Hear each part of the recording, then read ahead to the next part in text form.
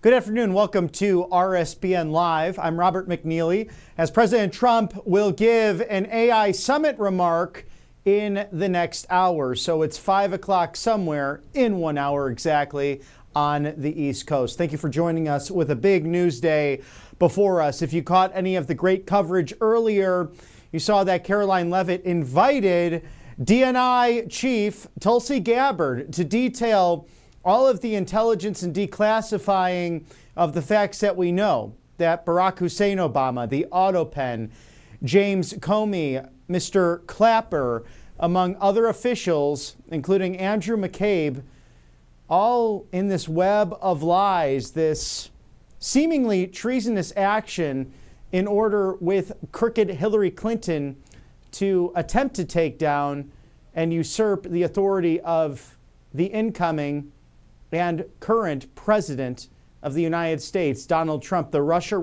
hoax, the Steele dossier, Crossfire Hurricane, as it was known. And this is a scandal that truly really makes Watergate look like child's play. And from the experts we've had on this show to break all of this down, all roads seem to go back to Barack Hussein Obama. It's a remarkable thing to look at all of this, to digest it, and we will replay that video for you later in the broadcast. In case you missed DNI Chief Tulsi Gabbard, her testimony today before reporters in the James S. Brady briefing room of the White House. But to dive into this artificial intelligence, we'll have some experts on momentarily to talk about all of this. We have the Vice President of the United States, J.D. Vance, who earlier this year traveled to Paris, France, to deal with the emerging technologies known as artificial intelligence, how to harness that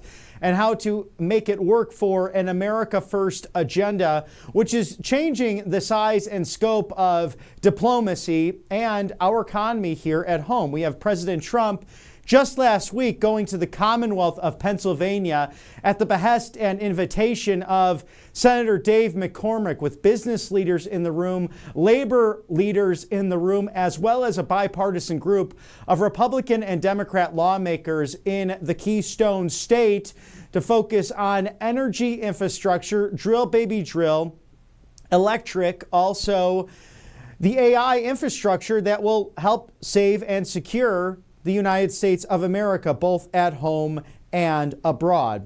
We are now joined by Mark Beal, the president of Government Affairs for AI Policy Network and former Pentagon AI Policy Director. Mark, thank you for joining RSBN's live desk. Let's walk through artificial intelligence. We have Grok 4. We have situations where people like Elon Musk saying this is the most exciting technology, but also the most frightful thing I've seen. And we know how Elon has contributed to all of this artificial intelligence. How can the United States get ahead of this so that we can dominate on a world scale? Yeah, hey, thanks for having me. This administration put out a document today that I think is going to set the agenda for the next 4 years. And it's only been out for a couple hours now, and in our initial read, it seems very promising. It of course identifies AI as it will be a transformative and potentially decisive technology for the future of the world, for our country, and for our role in shaping the sort of course of human history here. And I think the administration has identified all of the most important, like, kind of key efforts that it needs to undertake in order for us to be successful. It's very clear to me that whoever was behind this document writing this, they knew what they were doing. And there's a lot of meat and goodness in here. And by the way, it's not just all utopian happiness. And, there's also a very sober assessment that, look, AI could, as it presents all these amazing opportunities, it could pose a series of threats to jobs, threats to national security. And it's taken a very fair and balanced view in terms of trying to get the government's head around all of that. I find it very interesting because Pope Leo XIV, even the name he took, somewhat followed Pope Leo XIII and what was happening in the late 1800s with all of the industrial technologies and the emerging working technologies, talking about the dignity of work, but also what it might take away from those who are relying on good paying jobs. So what are some of the opportunities you see, Mark, and what are some of the negatives when it comes to the job market in the United States? I mean, in the near term, it's quite clear that AI will offer enormous productivity benefits to the folks who adopt it and to use it. You know, as the kids call it, ChatGPT. I let my 16-year-old use it, and whether it's about his exercise routines and just augmenting his education, having sort of another voice when it comes to healthcare. You can't necessarily always trust it, but it can certainly give you another kind of perspective on some key issues. Even just yesterday, I used it to order and replace my my wash machine and dryer that had broke. So in terms of everyday life, there's some really great use cases. Unfortunately, though, on the dark side, there was a Harvard Business study Harvard Business Review study that looked at the kind of three main use cases today. They seem to be used for therapy, for sex, and for companionship. And so I think there's where the questions around guardrails we need to start thinking heavily about. Because I think that's going to enter into a place in which AI may be starting to use inappropriately, and we just need to be cautious about some of that stuff too. Right, and it solely pops up right on your phone as you're scrolling really any content, whether it be on social media. Just two examples today. One of the very positive things, as we are scheduling different great interviews, including yourself, Mark, email shared with me that, oh, this is exactly what you're doing in the time frame. So that works out very nicely as you're going through multiple emails. The other side of it, some rather disturbing and disgusting AI images that said, hey, do you want to schedule a meeting with this AI bot regarding what you just mentioned? I said, no, thank you. I'd like to go on and exit out of that. But for young minds especially, it might be very disturbing, and it might lead people down a path that can lead to addiction, lead to confusion. Also, the fact that just like in the legacy media, trying to get that information out there, there are insidious actors throughout the world who would like to confuse people, including the Chinese Communist Party. Yeah, that's exactly right. And we have to be extra cautious with our young minds, especially children who may be vulnerable, who may have mental health issues. There's already been examples of AI bots encouraging children to actually commit suicide. And so parents need to be extra attentive to their children and watching how it is that they can use this technology. Because at the end of the day, and what this White House document I think very clearly highlights, is that the AI developers, they may understand how this stuff works at a big picture level, but the details of how it works and why it works the way that it does, no one really understands it. It's almost like more alchemy than it is science. And that's why this White House is helping assure American leadership by investing in a field of AI science called interpretability and control. These are the types of investments that's going to help scientists unpack these models, figure out exactly how they work, and apply safeguards so that children can't be exploited and harmed. And Mark, given your background at the Pentagon, what does this mean for national security, and how does this change the face of warfare? We were there for the Flag Day big, beautiful parade that took place, and we saw some of those dogs or even humanless tanks that can go in and actually take care of the mission. But does this mean that we're in a more dangerous world now as a result of the weapons that can be produced by AI technology? Yeah, it's a great question. AI in some respects is like the ultimate, what we call dual use technology. So all of these amazing innovations that can be done with AI for good, there's almost like a dark corollary for them as well. So imagine if you're thinking about trying to use AI to cure cancer or develop some novel medical cure for some nasty disease. Well, that same type of underlying know-how can be applied in a malicious and malevolent way and be used to create bioweapons. If you have a great AI that can help with you, write amazing software and product and innovate and sell and do things on the internet, well, that same capability can be used to design very sophisticated malware and cyber weapons. And so it's going to be it's a tough balance between how you think about this as a commercial technology versus a military one. We are watching this technology being fielded right now in the war between Russia and Ukraine. And we're seeing like very cheap AI-enabled hardware platforms destroying very expensive capital assets. For example, $1,000 unmanned boat destroying a $250 million Russian, battleship. And this is definitely going to profoundly affect the nature or the character of warfare in ways that I think we're only now starting to appreciate. And we have definitely seen that in the stalemate that is Russia and Ukraine. One of that scary technologies being those drones that can literally just shoot fire from yards and yards away and literally burn a soldier or just burn an area, even civilians as well. So we pray for the end of that tragedy. But here at home, Mark, how can parents be prepared for this to protect their children against any malware or anything that might come into the home? Because we lock our doors, we build walls, we build fences, but now it's all coming in through these things amongst other technologies. So how can parents really harness that awareness to protect their young children? Yeah, that's a great question. So at the end of the day, AI, like electricity, are what scientists call a general purpose technology. And so while it is that not everybody needs to become an electrical engineer, everyone needs to know not to stick the proverbial fork in the electrical socket. And that's a kind of a good way of thinking about AI. So for example, now that we know AI can do things like voice cloning, and I think even the Secretary of State, Marco Rubio, fell victim of this a few weeks ago. We don't want grandma to fall victim to a scammer who's like cloning the voice of their grandson, saying that grandson's in jail and that they need money wired immediately. And so I think the first and most important thing we can do for our families is basic levels of education to understand what the capabilities can do, and then basic kind of like prudent and practical things you can do to protect yourself, like code words. If you get a phone call from a family member that sounds just like little Johnny, you need to validate that that's little Johnny's actual identity. Another thing you might want to think about is, whereas in the past, cyber attackers would sort of spam you like the Nigerian princes or whatever. And it was very clear, like you would read that and say, well, that's probably not, somebody really trying to talk to me. Well, with AI, that the sophistication and the scale of those types of attacks are increasing. So we just have to be vigilant. We have to monitor, and we just have to be cautious about who we trust and making sure we're validating the sources before we take any action that could compromise our security.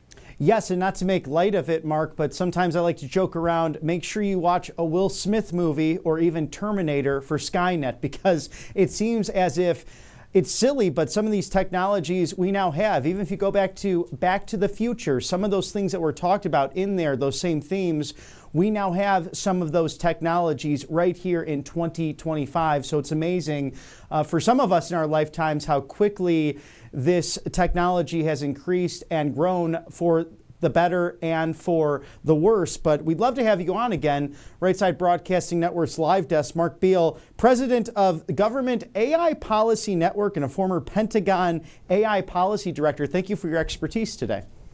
Thanks for having me. Have a great day. You as well, Mark, as we are covering all the breaking news here at the Live Desk. So much happening with the DNI intelligence. Speaking of that chief director, Tulsi Gabbard, a former Democrat turned independent, then becoming a Republican during the campaign, with very damning evidence now and proof that the Obama administration truly seems to be behind Crossfire Hurricane and the Russia hoax, and also everything that's come out against this president to usurp his authority. Astounding. It makes Watergate look like child's play. And before we get to that recap video, I'd like to tell you about allfamilypharmacy.com/RSBN. The new COVID variant is out. And with all the storms in life, literally speaking and figuratively, we saw what happened to our dear friends in Texas with the Guadalupe River. It's always smart to be prepared when it comes to your medicine cabinet. Ivermectin, hydrochloroquine, NAD+, mebendazole, among 200 essential medications that are life-saving and can deal with bacterial and viral infections that might be out there, because we know President Trump signing the executive order to bring down the cost of pharmaceuticals for you here in America. And there are PBMs that exist. It's these insurance companies and individuals and corporate entities that then own the pharmacies. Talk about double dipping. They want to keep this life-saving medication out of your hands. So right now, RSBN 10 is your code, RSBN10 for 10% off your order. Again, ivermectin, hydrochloroquine, NAD+, mebendazole, among 200 essential medications, including emergency medical kits and antibiotics that you could take on your summer road trips, whether it's by plane, train, or automobile. Allfamilypharmacy.com/RSBN is there for you. And tomorrow, another exclusive interview with Michael Kunzler, the co-owner of this great group of doctors, nurses, pharmacists who want to protect you and yours against anything out in society that might try to hurt you. I mean, even Governor J.B. Pritzker, of all people, seems to agree with President Trump on this, signing legislation in Illinois to target the PBMs against those who would drive up and spike the cost of pharmaceuticals. Allfamilypharmacy.com/RSBN, your go-to with the deal RSBN10 now for 10% off of life-saving medication. Be sure to visit today. Do not delay and be prepared here in 2025 as we cover the latest from the Trump White House. At the top of the hour, President Trump to address this artificial intelligence summit. Now, the big breaking news today, Tulsi Gabbard, the DNI chief, addressing the White House press briefing today at the behest and invitation of Caroline Leavitt, the GOAT of all press secretaries. That's the greatest of all time. And this 10 or so minute video detailing Tulsi Gabbard's findings for your viewing pleasure. Please enjoy now. I'm going to go over the key findings from the House Intelligence Report, which investigated the claims that were made by an intelligence community assessment ordered by President Obama and published in January of 2017. First, Putin's principal interests relating to the 2016 election were to undermine faith in the U.S. democratic process, not show any preference of a certain candidate. In fact, this report shows Putin held back from leaking compromising material on Hillary Clinton prior to the election, instead planning to release it after the election to weaken what Moscow viewed as an inevitable Clinton presidency. In the January 2017 intelligence community assessment that President Obama ordered, John Brennan, who was CIA director at the time, and the intelligence community intentionally suppressed intelligence that showed Putin was saving the most damaging material that he had in his possession about Hillary Clinton until after her potential and likely victory. The report goes into great detail about the information that Russia and Putin had on Hillary Clinton, which included possible criminal acts like secret meetings with multiple named U.S. religious organizations in which State Department officials offered, in exchange for supporting Secretary Clinton's campaign for the presidency, significant increases in financing from the State Department. They also had documents that showed the patronage of the State Department to State Department employees who would go and support Hillary Clinton's presidential campaign. There were high-level DNC emails that detailed evidence of Hillary's, quote, psycho-emotional problems, uncontrolled fits of anger, aggression, and cheerfulness, and that then Secretary Clinton was allegedly on a daily regimen of heavy tranquilizers. Then CIA Director Brennan and the intelligence community mischaracterized intelligence and relied on dubious substandard sources to create a contrived false narrative that Putin developed a quote-unquote clear preference for Trump. Brennan and the IC misled lawmakers by referencing the debunked Steele dossier to assess quote-unquote Russia's plans and intentions, falsely suggesting that this dossier had intelligence value when he knew that it was discredited. The intelligence community excluded significant intelligence and ignored or selectively quoted reliable intelligence that contradicted the intelligence community assessment's key findings on Putin's alleged support for Trump. Including this intelligence reporting would have exposed the ICA's claim as implausible, if not ridiculous. The intelligence community assessment omitted reliably sourced information, such as how some Russian intelligence officials were quote-unquote planning for candidate Hillary Clinton's victory, while others assessed neither Trump nor Clinton would respect Russia's interests. As was reflected in the ODNI documents that we released on Friday, multiple intelligence community assessments released in the months leading up to the November 2016 election concluded that Russia had neither the intent nor capability to impact the outcome of the U.S. election. On December 5th of 2016, the FBI and ODNI gave the House Intelligence Committee its first post-election classified briefing, in which there was no mention of Putin aspiring to elect Trump by either agency. The Presidential Daily Brief, drafted on December 8th of 2016, stated that no Russian or criminal actors impacted vote counts. This document was pulled just hours before it was to be published due to quote-unquote new guidance. If it had been published, it would have been briefed to both President Obama and President-elect Donald Trump. On December 9th, 2016, a National Security Council meeting was called to gather President Obama's senior national security officials, which included CIA Director Brennan, then Obama DNI James Clapper, Susan Rice, and others. Following that secret meeting, DNI Clapper's assistant sent an email to the intelligence community with the subject line, POTUS tasking on Russia election meddling, tasking ODNI leaders to create a new assessment per the president's request. The House Intelligence Committee Oversight Report that we released today reveals that, quote, unlike routine intelligence community analysis, the intelligence community assessment was a high-profile product ordered by the President, President Obama.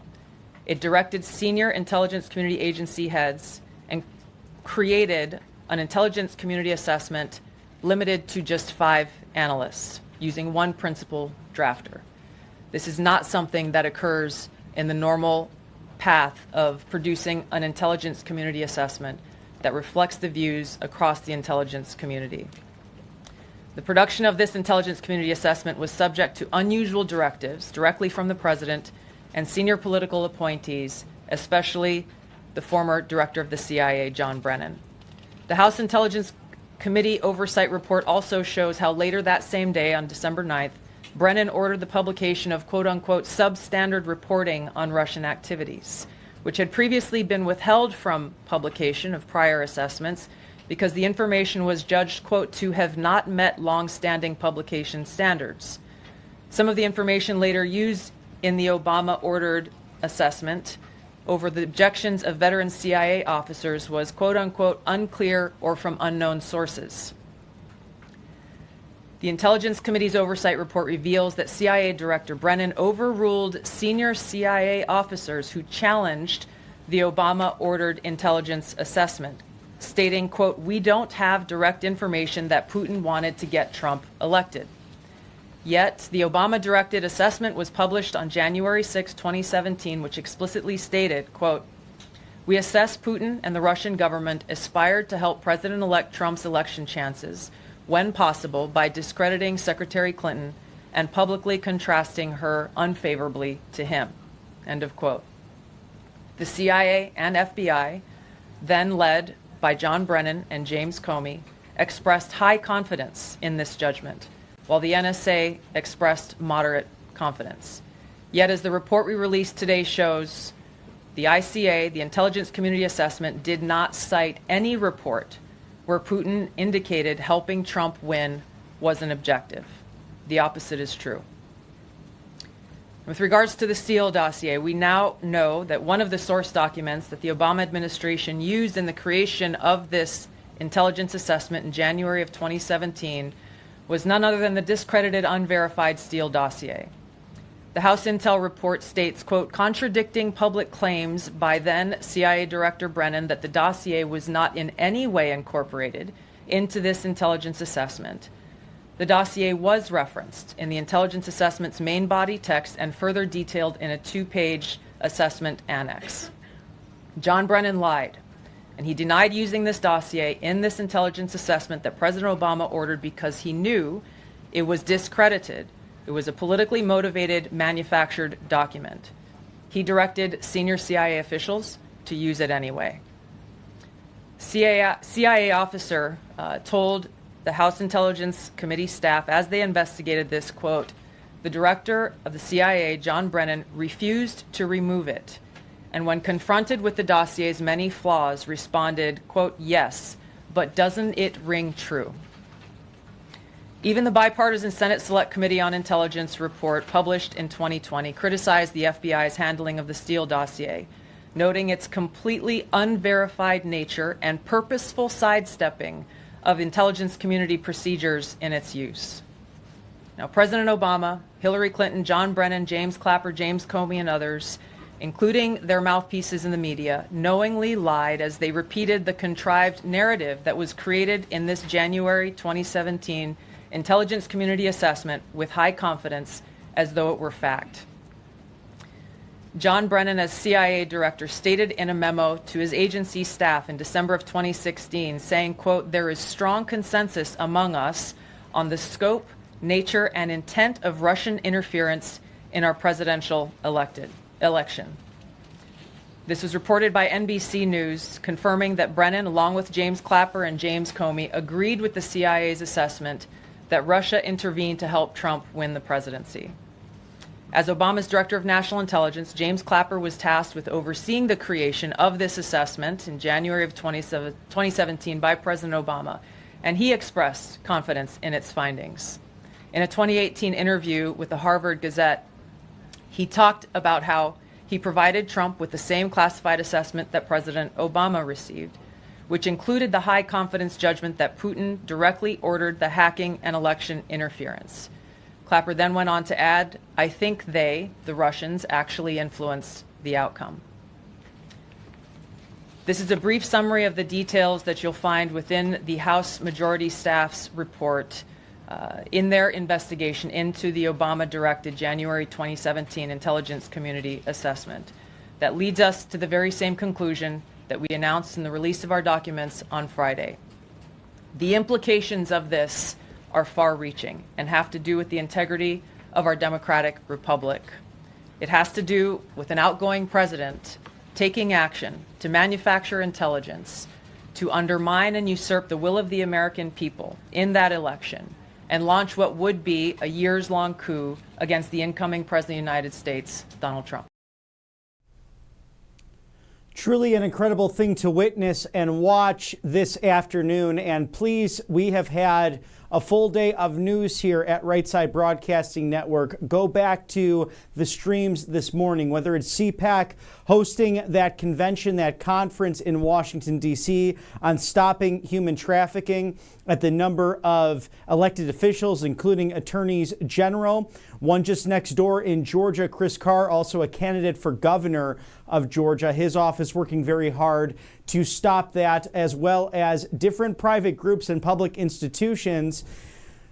Secretary of the Department of Homeland Security, Kristi Noem, launching that opening remarks this morning, along with Matt and Mercedes Schlapp, about modern slavery and what has taken place over the course of the last several years and well into the Auto Pen and the Obama administrations, and the fact that they did not touch these things in order to save those who were perpetrated and ultimately worked and sex trafficked. So, for example, 300,000 kids plus lost under the Auto Pen administration. President Trump has stated recently that 10,000 have been recovered and brought back into society. But that, please go back in that stream and watch that when you can, just to get all of the in-depth information. It's really disturbing as we go on day to day now, hour by hour, as it seems Barack Hussein Obama and the Auto Pen really left this country vulnerable on a number of different issues, from an open border to a fentanyl crisis to human trafficking to a bloated economy to bureaucrats who really ran the show instead of the elected officials you put into place. And what you just heard there from DNI Chief Tulsi Gabbard, that his administration, Barack Hussein Obama, behind this crossfire hurricane, Russia, Steele dossier hoax. And now breaking news actually out from NBC that a judge denies the Department of Justice request to unseal Jeffrey Epstein grand jury transcripts. and that the ruling was separate from a request in the Justice Department has pending related to a grand jury ruling in the Southern District of New York where Epstein ultimately was indicted. Why am I giving you this 30,000-foot view right now? Because even last night, it's so important in the media to get the truth out there as soon as possible, because once a story hits the cycle, people are busy. They have jobs. They have to take care of their children, and they might not get the entire story. I had a friend in Bible study last night. I can't tell you his political opinions on a plethora of things, probably a more traditionally conservative person, stating that almost in a joke and a grumbling, oh, our government's doing things that are important, like getting rid of high fructose corn syrup, which is extremely important, the Maha agenda that Secretary Kennedy is looking over at this very minute. But he said, they're trying to hide the Epstein files. Nothing could be further from the truth, because you have Attorney General Pam Bondi at the directive of DOJ instructed by President Trump to release all credible information as soon as possible relating to those files and relating to trafficking. And there you have the Attorney General seeking that in court, but certain judges sealing that. We will stay on all these stories and bring you the most up-to-date information, because we believe you, the American people, can make up your minds for yourselves, right, left, and center, everywhere in between, up and down, to get the truth out there. That's what's so exciting about the new media, conservative media, whatever you'd like to call it, the non-corporate media, to get you the truth, because we know that you're smarter than those who want to control your lives, that you know how to run your finances, you know how to run your household, and we know that most people are good in this fair country of ours as we await President Trump to speak on artificial intelligence at a summit at the top of the hour.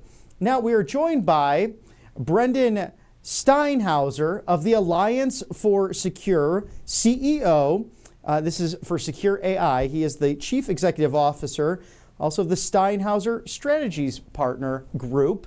Thank you, Brendan, for joining us to dive into artificial intelligence. We had Warren Buffett on Saturday stating how exciting this is, but how scary the AI idea is, because it can make decisions for itself. It can run a number of different things that might change our society. What say you as an expert in the artificial intelligence realm? Yeah, it really is sort of like a number of other tools. It can be a tool for good. It can be a tool that's neutral or for bad. And so I think that while AI offers a lot of promises, it offers a lot of potential cures for diseases, untold wealth that can be created, advances in technology and science and mathematics.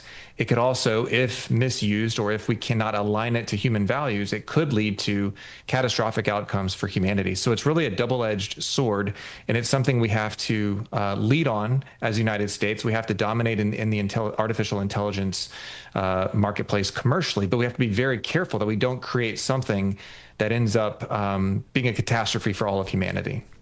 Brendan, how do you align it to that somehow rational human thinking? We've seen some of this technology happening with self-driving cars, with what Elon Musk has worked on at Tesla, or even Google, as especially on the West Coast. I'm sure people have seen those cars that go around and take the video and photo footage for you, so you can have Google Maps, among other technologies. But what comes to mind for me as someone who's somewhat green on this, I'm somewhat of a novice on artificial intelligence, I start to think iRobot, where it's well-intentioned and then all of a sudden the robot, the artificial intelligence, starts thinking for itself, and to protect the humans, it then starts eliminating the humans to protect them from themselves. So how do you counter what could be a very dark age when it comes to these advancements in technologies? Yeah, it's a great question. It's one of the most important questions that humanity has faced since the dawn of civilization. It's the most important question we will face in the next couple of years, because many people believe that we're entering this new phase of artificial general intelligence, or even a super intelligence, in the next 2 to 3 years. You're going to hear more and more about these things in the next few months and in the next year or two. And so it's rapidly advancing. So the way that you prevent that nightmarish scenario is through solving the alignment problem, which is a very difficult problem that industry leaders and outside experts say we have not solved. And very few people are actually optimistic that we can solve the alignment problem, to guarantee that AI is controlled by humans, to guarantee that it's aligned with our values and that we always have control over it. AI is something that is not programmed to do things. It's something that is grown. It's trained on massive amounts of data. We don't fully understand how it works, how it actually gets from the inputs to the outputs. And so it's by definition kind of frightening. And so until we solve the alignment problem, there could be a nightmare scenario like iRobot. And it's funny because a lot of people do bring up science fiction movies and novels. And, I would actually say that's one that kind of hits the closest to home when you look at what Tesla's developing with Optimus, and it's going to be powered by Grok. I mean, we are seeing the advancement of robotics along with AI. And so there are some real concerns about that. And I think, whether or not AI decides to eliminate human beings, it may or may not do that. That's a real scenario that could happen. But I think it's as likely, or even more likely, that AI ends up trying to control humanity, tries to take over control, at first subtly, at first in a very incremental way, but then at some day we wake up and we realize that we've either ceded control or we've lost control to AI. That's the scenario that I think keeps up experts at night. And specifically into that topic with the science fiction movies, I think of Skynet as well with Terminator.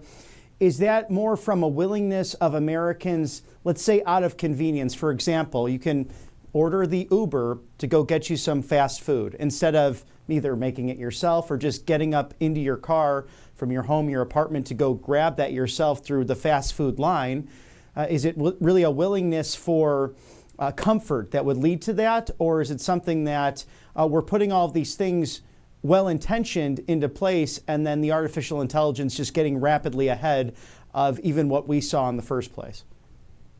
Yeah, it's a great question. I think my fear is that it's both. We are ceding control volitionally. We're basically giving control to more and more computer systems, to AI in particular.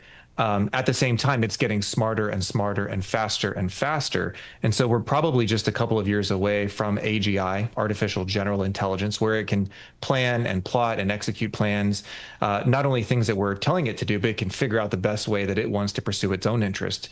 And so it's going to be so much smarter than us at some point. And again, nobody knows for sure, but many experts, in fact, most experts are saying it's going to be here within 2 to 3 years. It's moving so fast, so rapidly. It's going to get to a point where it's thinking so much faster than us, and it's in a way where we can't even keep up with the speed at which it's thinking. And it's almost like, you could almost expect it to go down a path that we're not expecting, right? The path that is least expected in order to take control. And again, I know this does sound like science fiction, but a lot of us are saying what was science fiction 10 or 20 or 30 years ago is actually becoming science. When you look at what's happening in the labs, and one of the labs, Anthropic, has been releasing some of its reports, some of the testing that it's doing of all the different models, not only at Anthropic, but other models, they're actually showing where AIs that are, for all considerations today, not that smart compared to where they're going to be tomorrow. They're already doing things like blackmailing, lying, deceiving, threatening human beings in these kind of test scenarios. And so it's really scary when you think about, okay, this is just sort of baby AI. What happens when we have AI very soon that is a PhD in literally every subject known to man?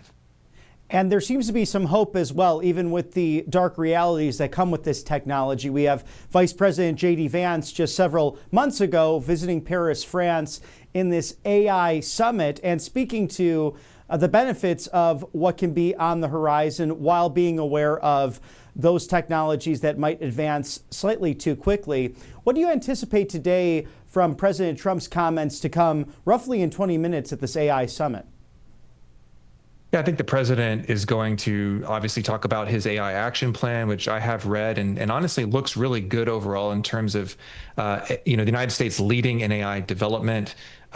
He talks in the plan about protecting our critical infrastructure from adversaries, making sure that we're using AI to protect ourselves from cyber attacks. I think we need to develop offensive capabilities as well. I expect him to talk about innovation and leadership. But I also hope that he talks about things like preventing our adversaries from developing advanced AI, preventing China in particular from getting access to these really powerful semiconductor chips, which, by the way, most of those are manufactured in Taiwan, which China has its sights set on. And so I hope to see the president talk about that. One thing we need to do is make sure that we're not allowing China to get these powerful chips like the H20s that NVIDIA is now able to sell to China. So we need to reverse that policy. I hope the president goes in that direction. But I think you're going to hear him talk a lot about American leadership and about preventing our adversaries from obtaining powerful systems. Because I think he does understand and does get the fact that if our adversaries have this technology, if they beat us to something that is far more powerful than we have today, we could be in a real sticky situation. Huge foreign policy implications, and perhaps that will be something he discusses with Premier Xi Jinping when he travels to China. That date forthcoming from the White House scheduler. But what else can we see here, Brendan, when it comes to government regulation over this? Do you see it being more of a government-run situation with artificial intelligence, or will private business really open the way, as we've seen from Tesla to Google to countless other companies working on all of these technologies?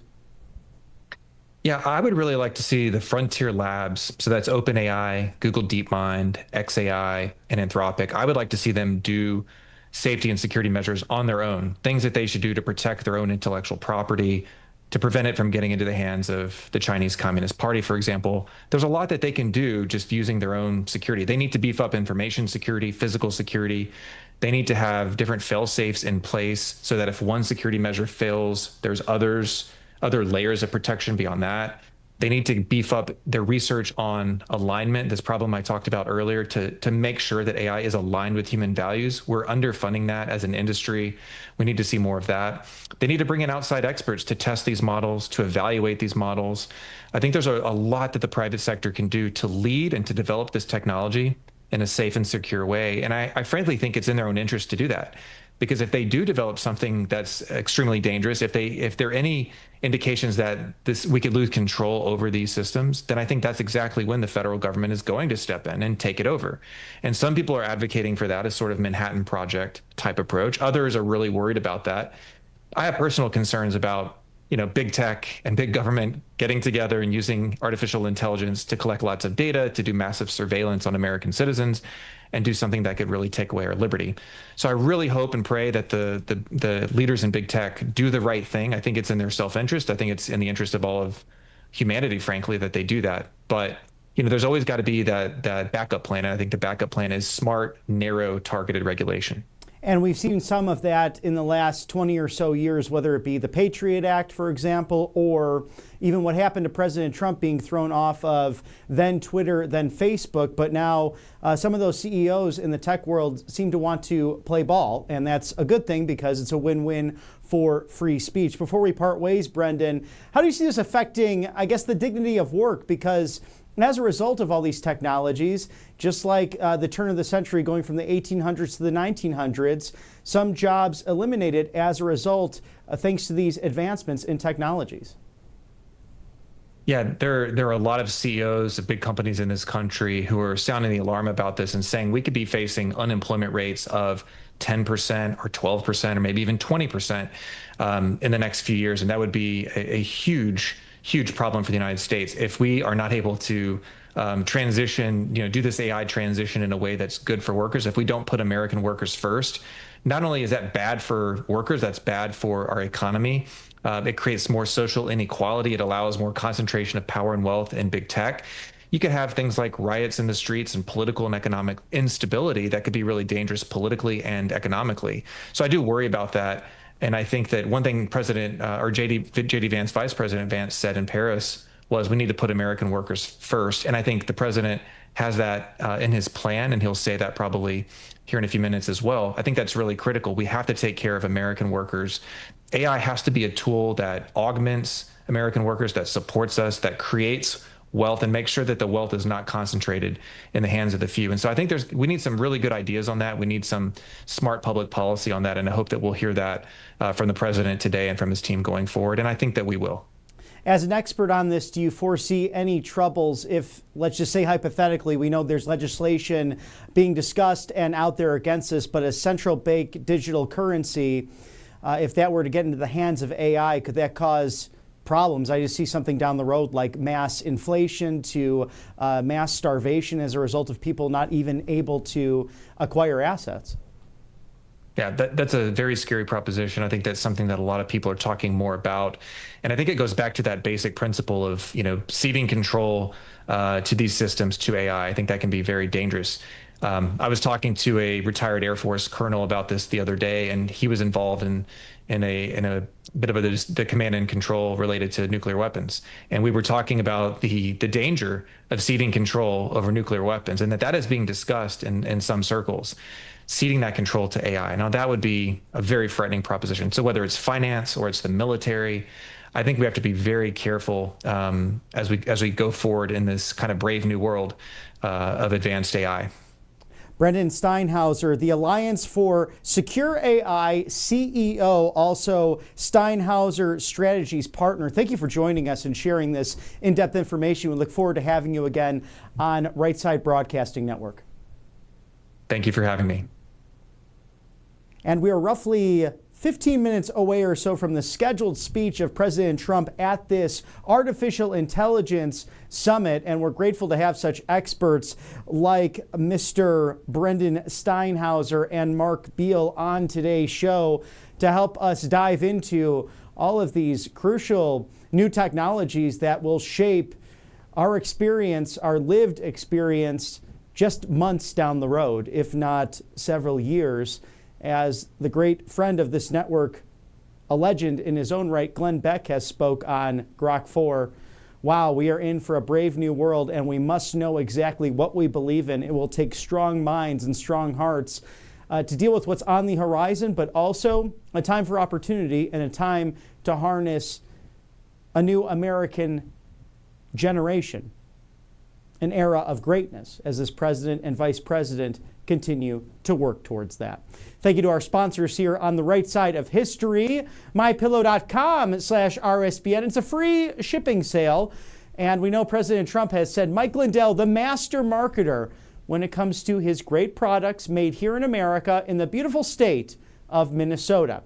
Save 50% on the My Cross. Whether it's male or female styles, you can own the same cross that Mike Lindell does and wear it when you're out and about to paint the town red, perhaps. My Pillow bed sheets going for as low as $24.98 in all sizes and colors. And of course, the multi-use My Pillow 2.0, now $9.98. Think about that. I will challenge you. Please write in to feedback@rsbn.tv. Can you find a better lunch deal than the multi-use My Pillow 2.0, which can last you a very long time? The MyPillow 1.0 changed my sleep habits and helped me immensely to get a good night's rest. And I'm sure this MyPillow 2.0 will do just the same. So call today. Don't delay. 800-836-7566. With over 2,000 options on the website, mypillow.com/RSBN has you supporting not only Mike Lindell, but Right Side Broadcasting Network with a code that's easy to remember. Promo code RSBN. Thank you to Mike Lindell, the purveyor of free speech, the defender of election integrity, and a gentleman who's really inspired countless people to go out there and make the dream happen, in turn providing high-quality products, over 2,000 for you right at home. mypillow.com/RSBN. While you're at that, you get a good night's rest. Why not go and trade and bet on the biggest important questions that are out there? Kalshi.com/RSBN. You could scan that QR code now. Will Elon Musk create the third party, the American party, as he's spoken on? Well, we sure hope he just targets primaries rather than put the House GOP leadership at risk, because we know the Democrats, they want to impeach President Trump over nothing once again, but it won't stop them from trying to usurp the authority of Article 2. But regardless, who will President Trump pardon this year? Will it be the great Steve Bannon among those other gentlemen on the list? How about the Los Angeles Dodgers?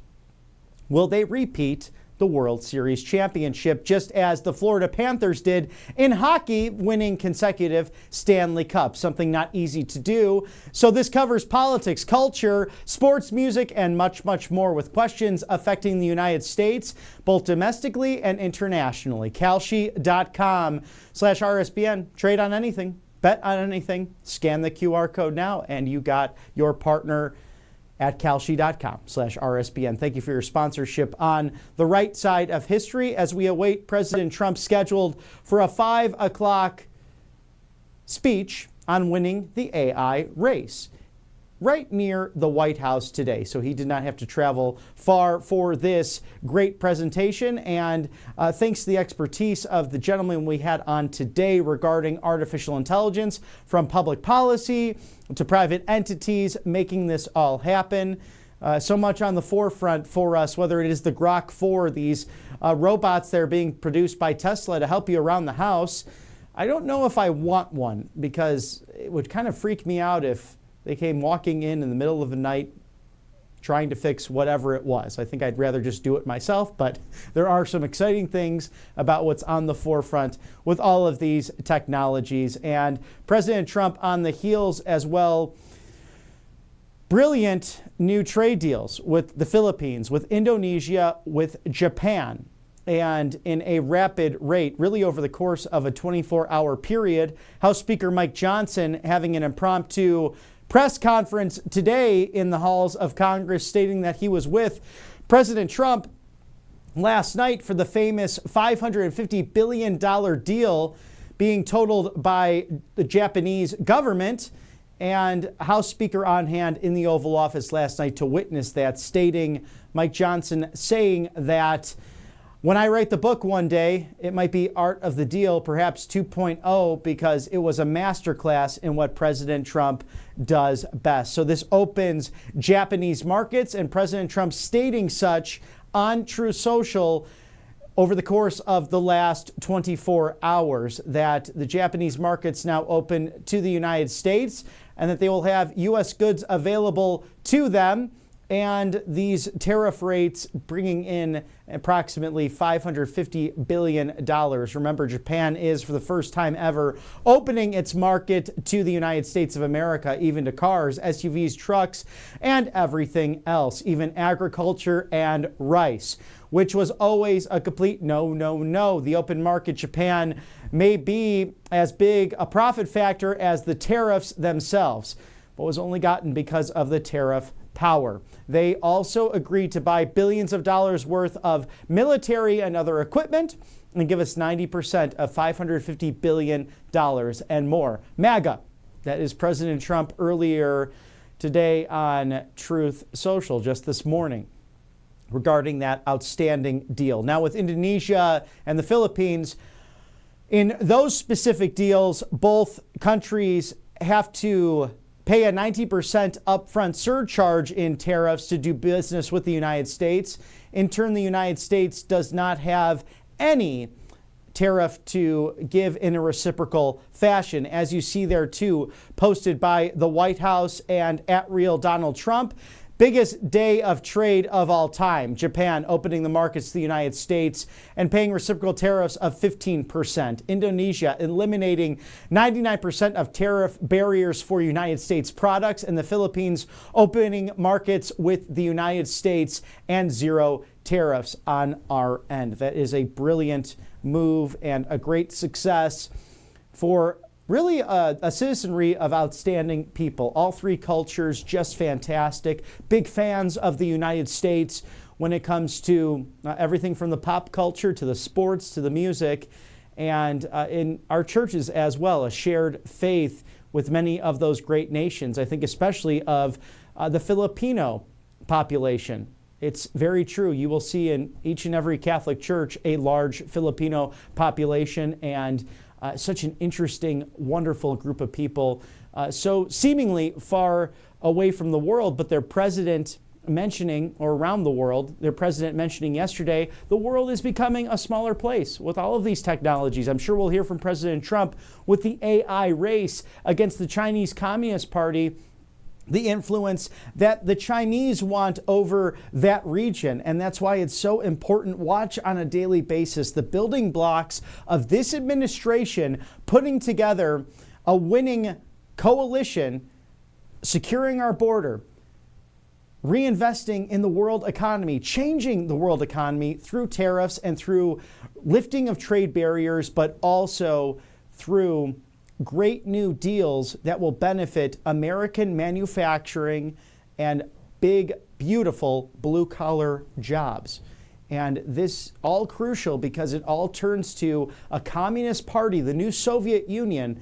The Chinese government wants total and complete dominance. And I'm sure the last 6 months have not been easy for them. Now with the Japanese, Thailand, also Filipino trade deals taking place, that's on the heels of a trade deal with Vietnam.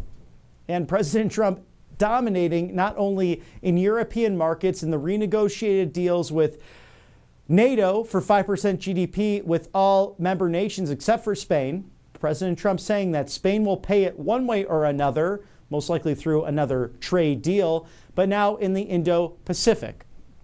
And that has a direct effect on the Chinese Communist Party and their mission to dominate all different kinds of markets. They were able to just a few years ago, and they had 4 years to really do that under the auto pen. Now things have completely changed, and it's very important, probably President Trump touching on this today, that the semiconductors that are produced in Taiwan, that country must be protected because we know that the Communist Party wants to move in and dominate that island. A free people who deserve to be free, who in fact will wave American flags in the streets along with the Taiwan flag because they believe in freedom. And we're called to be those kind of Americans that the world sees us as, a beacon of hope, a beacon of inspiration, nearly 250 years young, as we are 5 minutes away from the scheduled remarks of President Donald John Trump winning the AI race. That's the theme of this summit. It's 5 o'clock somewhere, and it's 5 minutes to that 5 o'clock hour on the East Coast in Washington, D.C. Now, countless other successes coming across the channels today as President Trump and the White House outlining what they are saying regarding the United States and Indonesia trade deal. Another win for America First. President Trump's landmark reciprocal trade agreement with Indonesia is another critical step forward in the Trump administration's relentless pursuit of America First policies with tariffs, with trade deals, and things that put America first, finally, unlike the living predecessors of Donald Trump, who decided to bankrupt Detroit, but rather bankroll Beijing. The deal eliminates 99% of tariff barriers for a full range of United States industrial, food, and agricultural exports. And that unlocks new market access and breaks down non-tariff barriers for American workers, families, and manufacturers. Now, in addition to all of that happening, there is secure, unprecedented access for the United States and Japan's strategic trading and investment opportunities.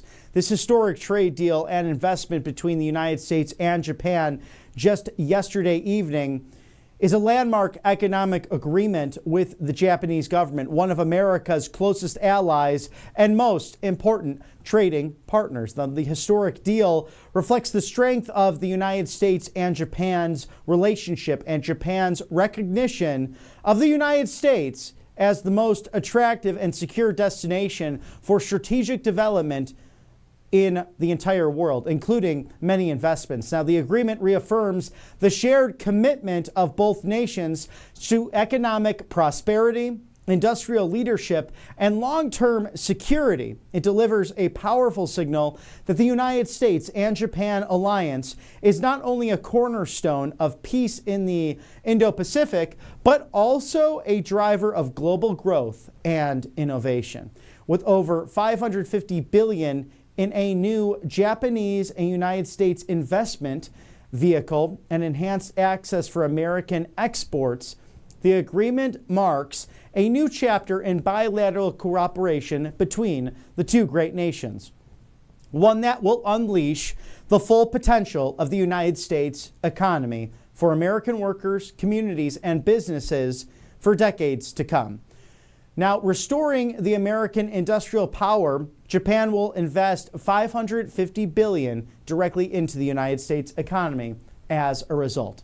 As we thank our sponsors here on RSBN's live desk, angelpaste.com, the miracle cream you have seen me try on the network. It is infused with vitamin B entities, all natural, non-GMO, no chemicals. Experience the miracle today at angelpaste.com with plenty of products, including an orange option that is immunity boosting. It also is non-GMO, no chemicals. But for this time of year especially, how about the natural mosquito spray or the facial spray that guys and gals can use to go paint the town red? So experience the miracle of this Christian-owned veteran hiring company at angelpaste.com. They're based out of Spring, Texas, in the Houston Metroplex, right off of the Gulf of America. Angelpaste.com. It's your go-to. Make sure your skin is glowing and refreshing only at angelpaste.com. If you like what you see here, we are different than most. We are a live desk. In fact, your go-to live desk after a decade of bringing you unbridled access to those rallies, some which still occur now, but we still commit to you every speech, every hearing, everything inside and outside of the Beltway pertaining to the 47th president, the 50th vice president, the 119th Congress, the government you put into place in the late evening hours of November 5th into those early morning hours where President Trump celebrating on November 6th a political comeback unlike any other. At rsbnetwork.com/donate or by texting RSBN to 801-801, you can help us continue that mission right out of the loveliest village on the plains, Auburn, Alabama. If you'd like to send a check as well, we have a mail address, 1550 Opelika Road, that's Suite 6, Box 344. Again, Auburn, Alabama, 36830. 1550, that is 1550 Opelika Road, Suite 6, P.O. Box 344 in Auburn, Alabama, 36830. And as we get ready for football season right here in Auburn, we anticipate what's a fall for the legends in the deep swamp, those citizens who got involved in this process. Yes, I'm talking about Donald Trump and J.D. Vance, who chose public service to help save this great country. And soon you will see your 45th and 47th Commander-in-Chief, President Trump, to speak at this AI summit. And we have exclusive footage now of President Trump leaving the White House.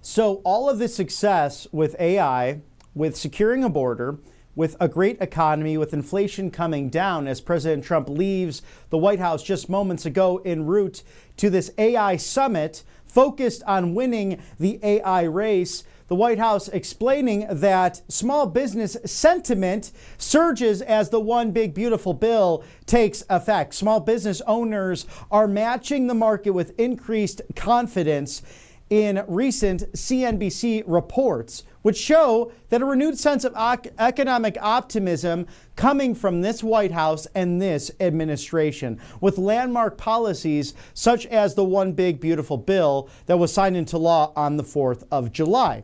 Now, President Trump makes gains on the economy and policy with small business owners, including labor union owners and members, even among Democrats. Now, here's what you need to know. Nearly half of small business owners rate the economy as excellent or good, up from 30% in previous quarters. Now, more than half of small business owners expect revenue to increase over the next year, up 10% from last year, and more describe their business conditions as good. And this is nearly 370 days from the auto pen dropping out of the presidential race from the Oval Office, surrounded by his crime family, including Laptop Hunter, who has said recently that the cocaine that was left at the White House wasn't his. But I'll ask the White House staff if they knew what was happening there.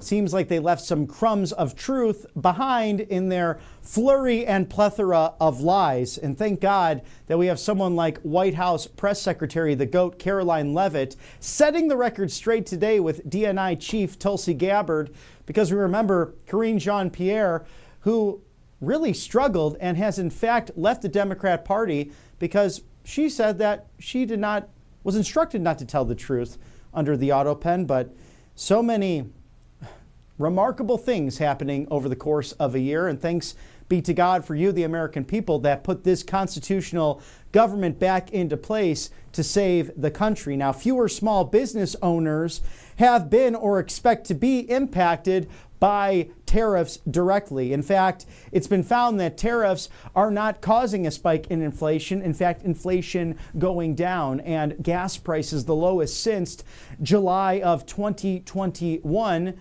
So most of you, the good American people, hitting the road, whether it be by plane, train, or automobile, to celebrate the 4th of July, and also to celebrate those family reunions, those fishing trips, and those get-togethers that are so crucial to just the joy and the beauty of life.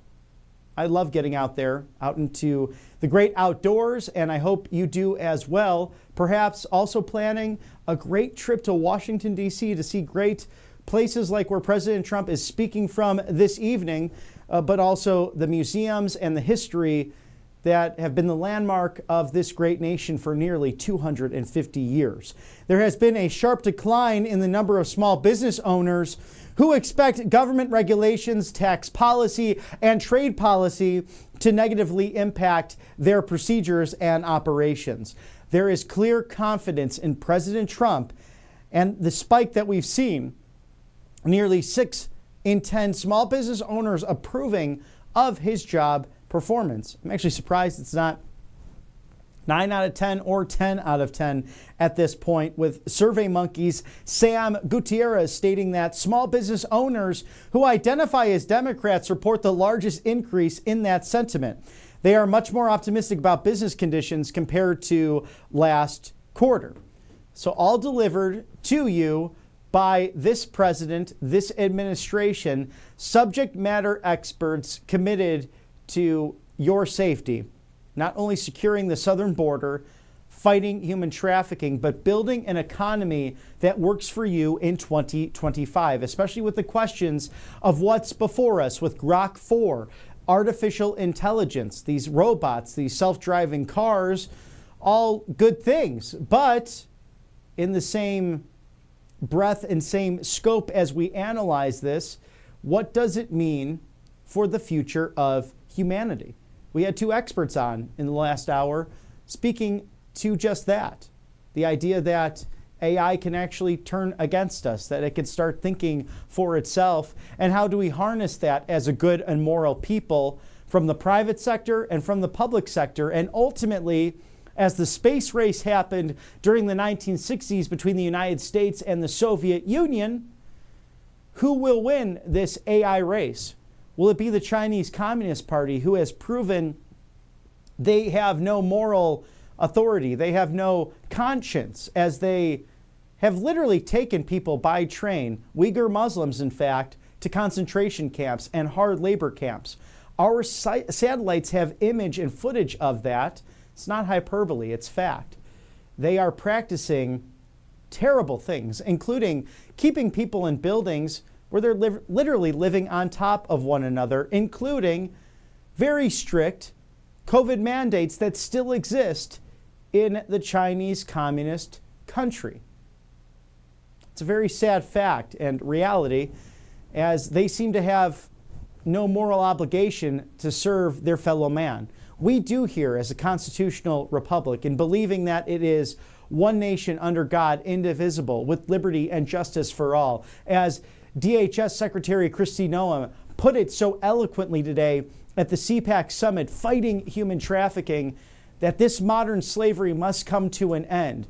As President Abraham Lincoln so eloquently stated during his tenure in the White House, about having that moral clarity and the recognition on that evil practice that once was stopped in this country.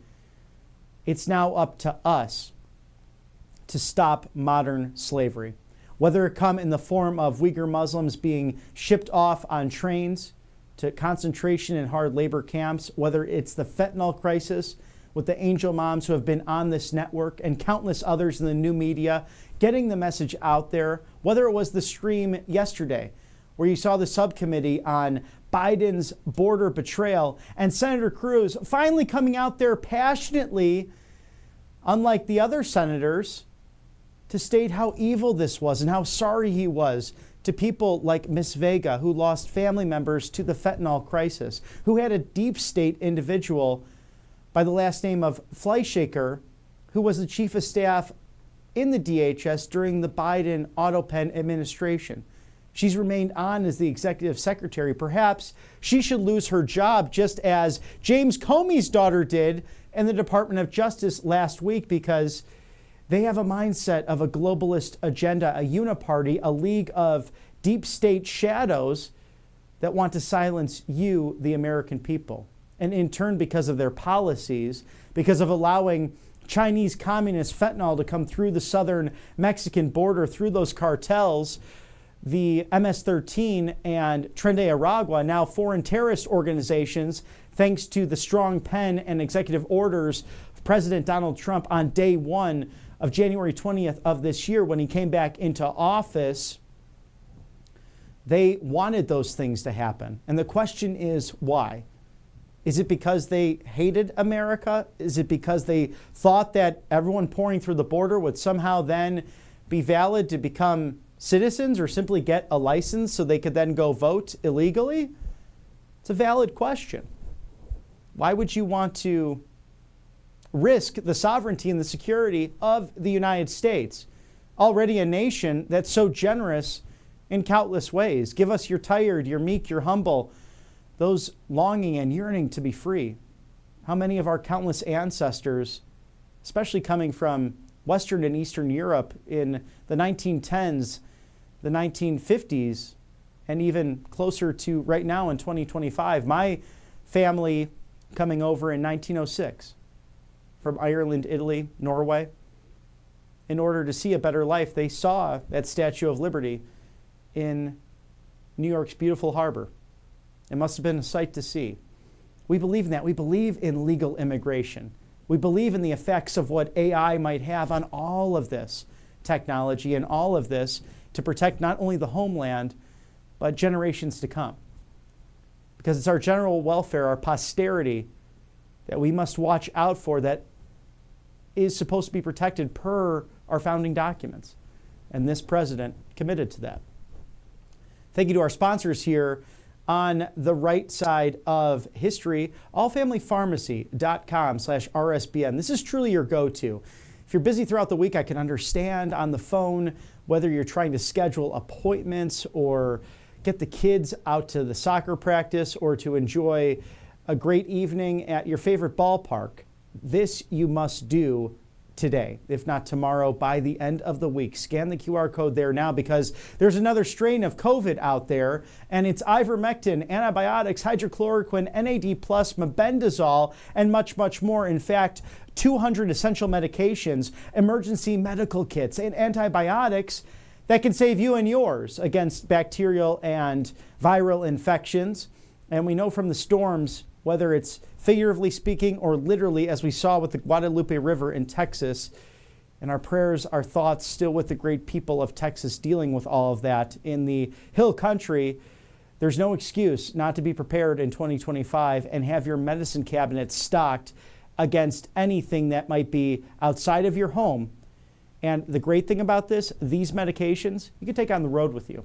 So scan that QR code now for RSBN 10. That's RSBN 10, the new code for 10% off your entire order. It is $5.13 on the East Coast. If you order now, you will get that within 24 hours, your order right to your doorstep. Because if there's no insurance, there's no red tape, no bureaucracy. This group of experts, doctors, pharmacists, nurses, truly committed to your health and well-being. The PBMs have wanted to double dip. The insurance owners and companies that own pharmaceutical entities, they don't want you to have these life-saving medications. It's a sad fact. We saw that from the pandemic and even now into 2025. So this is the online pharmacy you can trust, allfamilypharmacy.com/RSBN. Also, we will have Michael Kunzler on tomorrow, the great co-owner of this fantastic organization, for another exclusive interview on why they are truly fighting for you, the American people. allfamilypharmacy.com/RSBN. As we also thank mypillow.com/RSBN, the free shipping sale. My Cross saving 50%. Going now for you, the American people, in a male and female version of the cross that Mike Lindell wears. How about MyPillow bed sheets for as low as $24.98? And the multi-use MyPillow 2.0, $9.98, better than any lunch deal out there. Call today, don't delay, 800-836-7566. Support Mr. Mike Lindell and Right Side Broadcasting Network by shopping for over 2,000 products made right here in the good old US of A, in that beautiful state of Minnesota. MyPillow.com/RSBN. The master marketer, as President Trump puts it. He is also the purveyor of free speech, the defender of election integrity, and maybe, just maybe, future governor of Minnesota. It's Mike Lindell for you right there. A great patriot and a great man. Thank you, sir, for sponsoring us here on the right side of history. As we're 15 minutes after the top of the hour, it's been a big news day. In case you missed it, go and scrub back not only this broadcast, but to Mr. Matthew Alvarez in the morning, featuring the first stream that dealt with human trafficking. CPAC is doing something about it, and they had experts from private organizations to public entities, attorneys general, including a candidate for governor of Georgia, Chris Carr, speaking on how we keep people safe in the United States of America, and sadly our country, the biggest consumer of human trafficking. I hate to say it, but it's true. Awareness is key. Education is vital in order to stop this modern day slavery. And Secretary Kristi Noem of the Department of Homeland Security really kicking off Matt and Mercedes Schlapp's beautiful words to start off the conference, and speaking to how DHS working overtime to help save lives and stop the human trafficking that was made available because of an open border thanks to the AutoPen and Alejandro Mayorkas over the course of the last 4 years. Also, White House Press Secretary Caroline Leavitt, the greatest of all time, inviting the DNI chief, Tulsi Gabbard, to detail now declassified information. It's clear this web of lies coming from Barack Hussein Obama, the AutoPen, James Comey, crooked Hillary Clinton, the communist John Brennan, among others, including that Andrew McCabe, who was trying to make money going on networks like the Clinton News Network and simply not telling the truth. And what about Senator Adam Schiff, who was on that House committee, whom Devin Nunes, when he was serving on that same committee with him, asking him to produce this so-called evidence of a Russian collusion hoax that we know today was a hoax, trying to usurp the authority and to strike at the heels of a duly elected president of the United States, that being Donald Trump. They threw lawfare at him, fake impeachments, wasted taxpayer dollars, and now, after 2 assassination attempts on top of that, Senator Adam Schiff of the Golden State of California, pencil neck himself, Shifty Schiff, as we like to call him here at the network, to coin a couple of terms from the President of the United States, is likely guilty of mortgage fraud. He has claimed full-time residency, not only in California, which he represents, but on his townhome in Maryland. Amazing. It must be nice to have liberal privilege. We know that Don Jr. has spoken out about that very topic. In fact, writing a book called Liberal Privilege. How nice it must be to be a Clinton or a Schiff or an Obama. But it seems as if those orange jumpsuits are waiting right around the corner, because these people for years have committed countless crimes against humanity and weaponized a Justice Department against political opponents. I thought this was the United States of America. I thought that it is truly one nation under God, indivisible, with liberty and justice for all, that no one is above the law. And we'll see where all of it ends up leading. And for those who are staying on the Epstein files, as you should, we are here at the network, just being reported by NBC News roughly an hour or so ago, that a judge has blocked the Department of Justice's attempts under Attorney General Pam Bondi and FBI Director Kash Patel to get those documents unsealed. So for those that are saying the Trump administration is doing nothing about this, look a little closer, pay attention to new media, and tune into your favorite live desk who's staying on it for you on a 24/7 basis, because we want the truth out there. As President Trump will speak at this AI summit momentarily from now, on the heels of 3 new trade deals, Japan, Indonesia, and the Philippines, all visiting with the president either in person or over the phone. And as Mike Johnson, the Speaker of the House, put it, what a great deal he saw in real time last night from the Oval Office in the West Wing. This president working overtime not only to win the AI race, but to save Western civilization as a result. If you look at the building blocks of the 20 promises made, promises kept, it all relates to a secure border, renegotiating global trade deals, security pacts, including NATO, and the G7. And now we're going to toss it now. As the people stand, that means President Trump walking into the room to address this AI summit.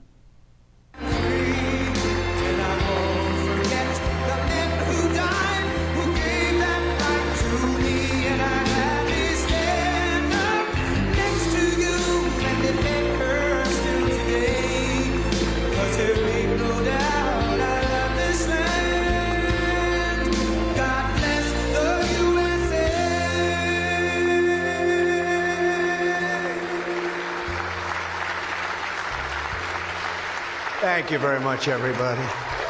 What a great song that is, but we'll cut it a little short because we have some business to discuss. What a group of smart ones we have in front of me today. That's about as good as it comes. Up here, the brain power, the greatest power of them all, the brain power. Well, I'm thrilled to be here with so many tech leaders and luminaries as we take historic action to reassert the future which belongs to America, always has belonged to America. We just lost sight of it on occasion.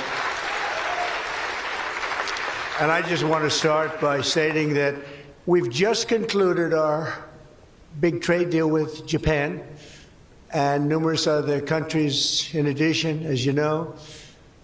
But on the Japan deal, because it was literally just signed, was just signed, it gives us a sort of signing bonus. So I'll bring it into sports talk, a signing bonus. Like you have signing bonuses too, I understand.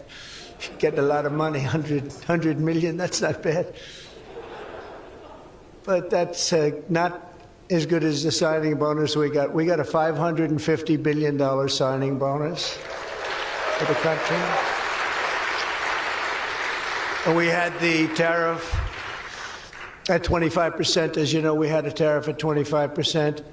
And these are great people that we negotiated with, but we agreed to reduce it to 15 based on the fact that Japan has agreed for the first time ever to open up its country to trade so that all of our American businesses and business geniuses, including many in this room, can go out and do business openly and freely in Japan, a very rich and prosperous and profitable and wonderful country, frankly.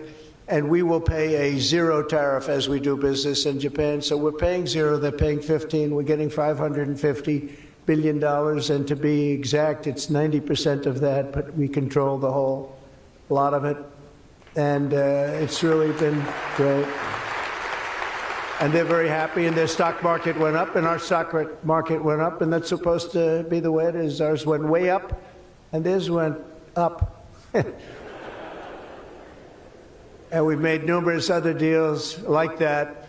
But the opening up of a country is very important to us. We have numerous countries that have opened their doors, just made some incredible transactions, but we're going to have a very, very simple tariff for some of the countries. You have so many countries, you can't negotiate deals with everyone, so we'll have a straight, simple tariff of anywhere between 15 and 50%. A couple we have 15 because we haven't been getting along with those countries too well, so we just say, let's pay 50, and that's the way it is. But remember, we get countries that were closed, always closed. Everyone in this room would never remember any of them to be open.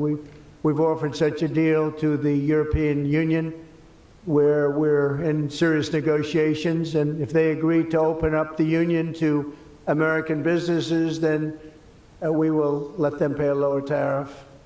So the tariff is very important, but the opening of a country, I think, can be more important if our businesses do the job that they're supposed to be doing. Such openings are worthy of many points in tariffs, and they're a good thing, not only for, as an example, Japan or Europe, but certainly a great thing for America, because it allows our businesses to go out and fairly compete and do really well if they compete properly, like the people that I know.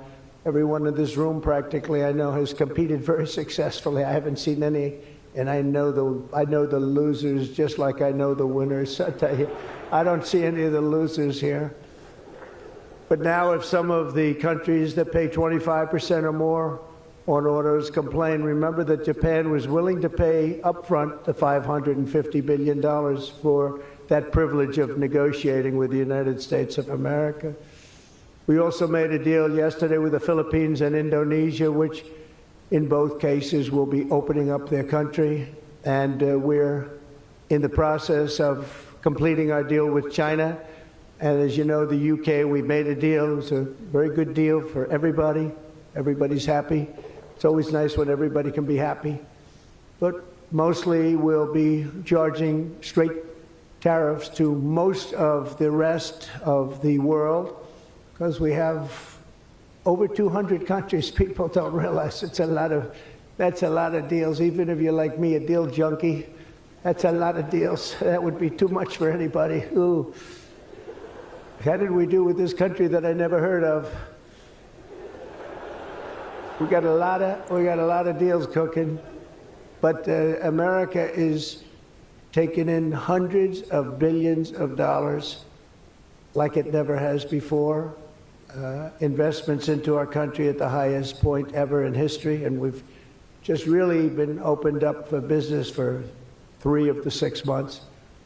The first couple of months, we got ourselves all set, done a great job with our military. As you know, you saw that 2 weeks ago when you saw the way those incredible B-2s flew into Iran and took out an entire nuclear potential deadly force. But I want to thank some of the incredible people that I see before me, including White House AI czar David Sachs. He's been great for organizing this very important summit, and especially for putting it in D.C., where it's a little bit easier. I don't know if it's easy for you, but it's a hell of a lot easier for me. Along with his colleagues at the All In podcast, which is very good. I did that podcast a year and a half ago, and I said, this is something, it was pretty new, pretty raw. Everybody I knew saw that podcast. I said, well, he's got something pretty good. Who is that guy? He's a smart guy, by the way. I think if I ever get in, which at the time people were saying I had a shot, not as good a shot as it turned out. We won in numbers that nobody believes. We won every swing state. We won by millions and millions of votes, winning the popular vote. We won with the districts, as they would call them, 2,750 to 505. And that's why the map is almost completely red, except for a couple of little blue areas on each side of it. But it was a great experience, frankly, for me, and hopefully it's a great experience and been a great experience for our country, because they're saying we had the greatest 6 months that a president has ever had, the opening 6 months. And I'm not even sure, maybe 6 months, I'm not sure it's the opening, but let's call it the opening 6 months. It sounds a little bit nicer. I want to also say hello and thank to Chamath and his wonderful wife, Nat. Thank you very much for being here. Thank you very much. It was great seeing you again. Great couple. David Friedberg and even, as we know, Jason Calacanis. I say even. Thank you, Jason. Thank you, Jason. I appreciate that. Yeah, he's a good person. Thanks as well to the Hill and Valley Forum and our future Undersecretary of State, Jacob Hellberg. Good work. Go stand up, Jason.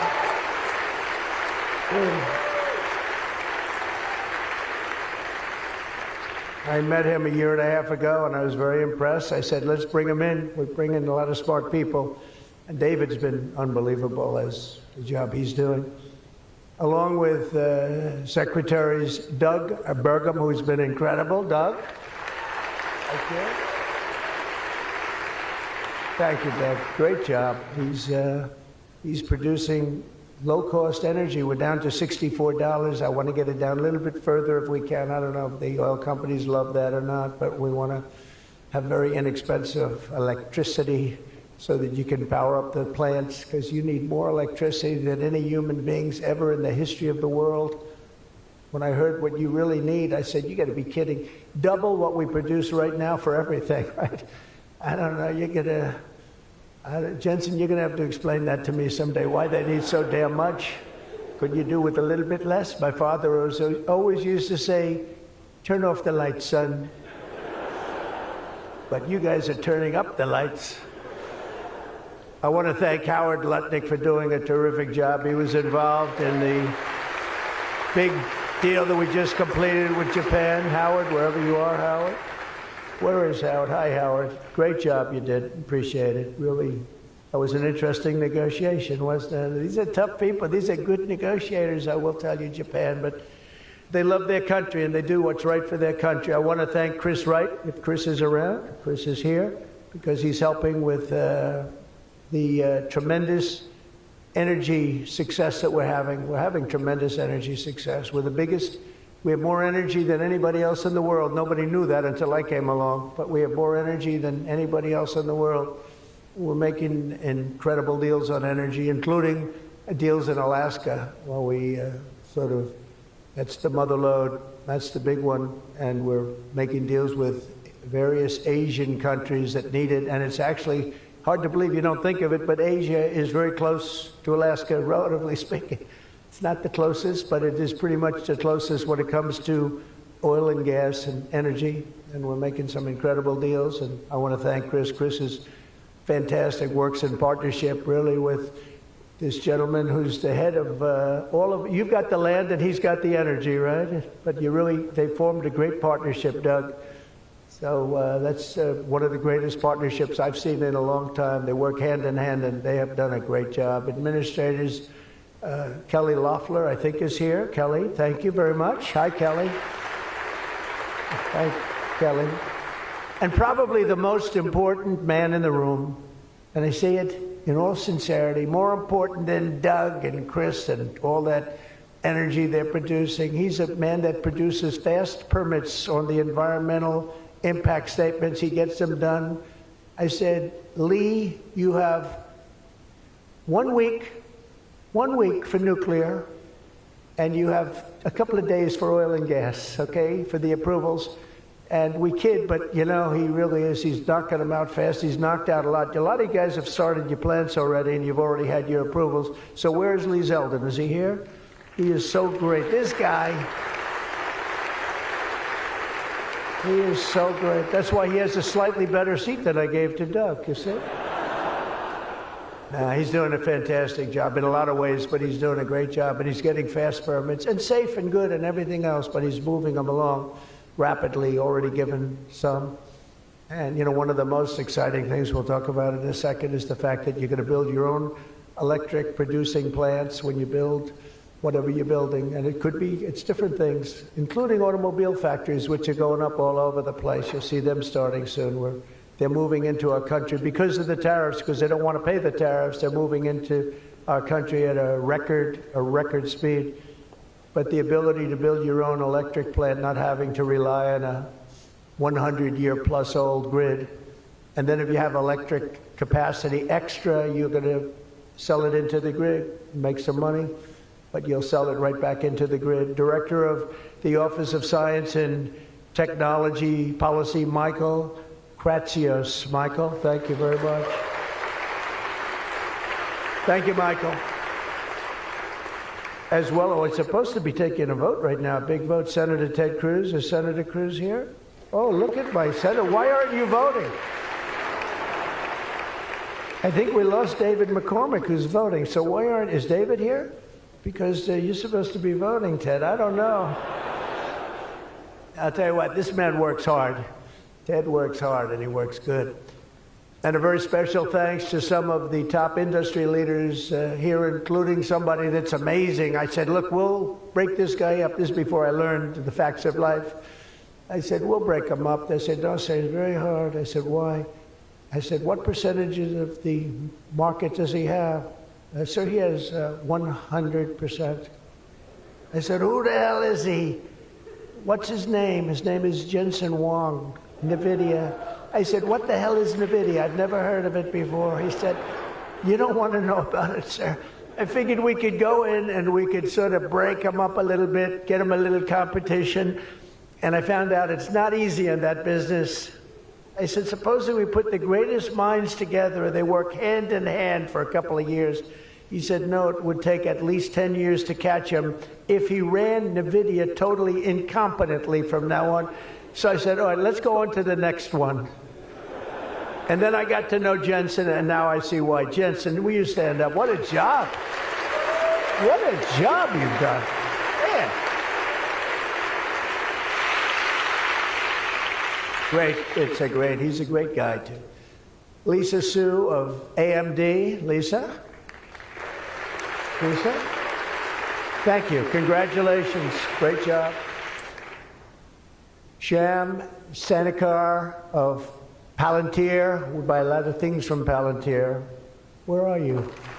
Are we paying our bills? I think so. We just made a deal with the European Union where they're going to pay the United States of America 100% of the cost of all military equipment. They're going to ship it to the European Union, and then they'll distribute it, and much of it will go to Ukraine.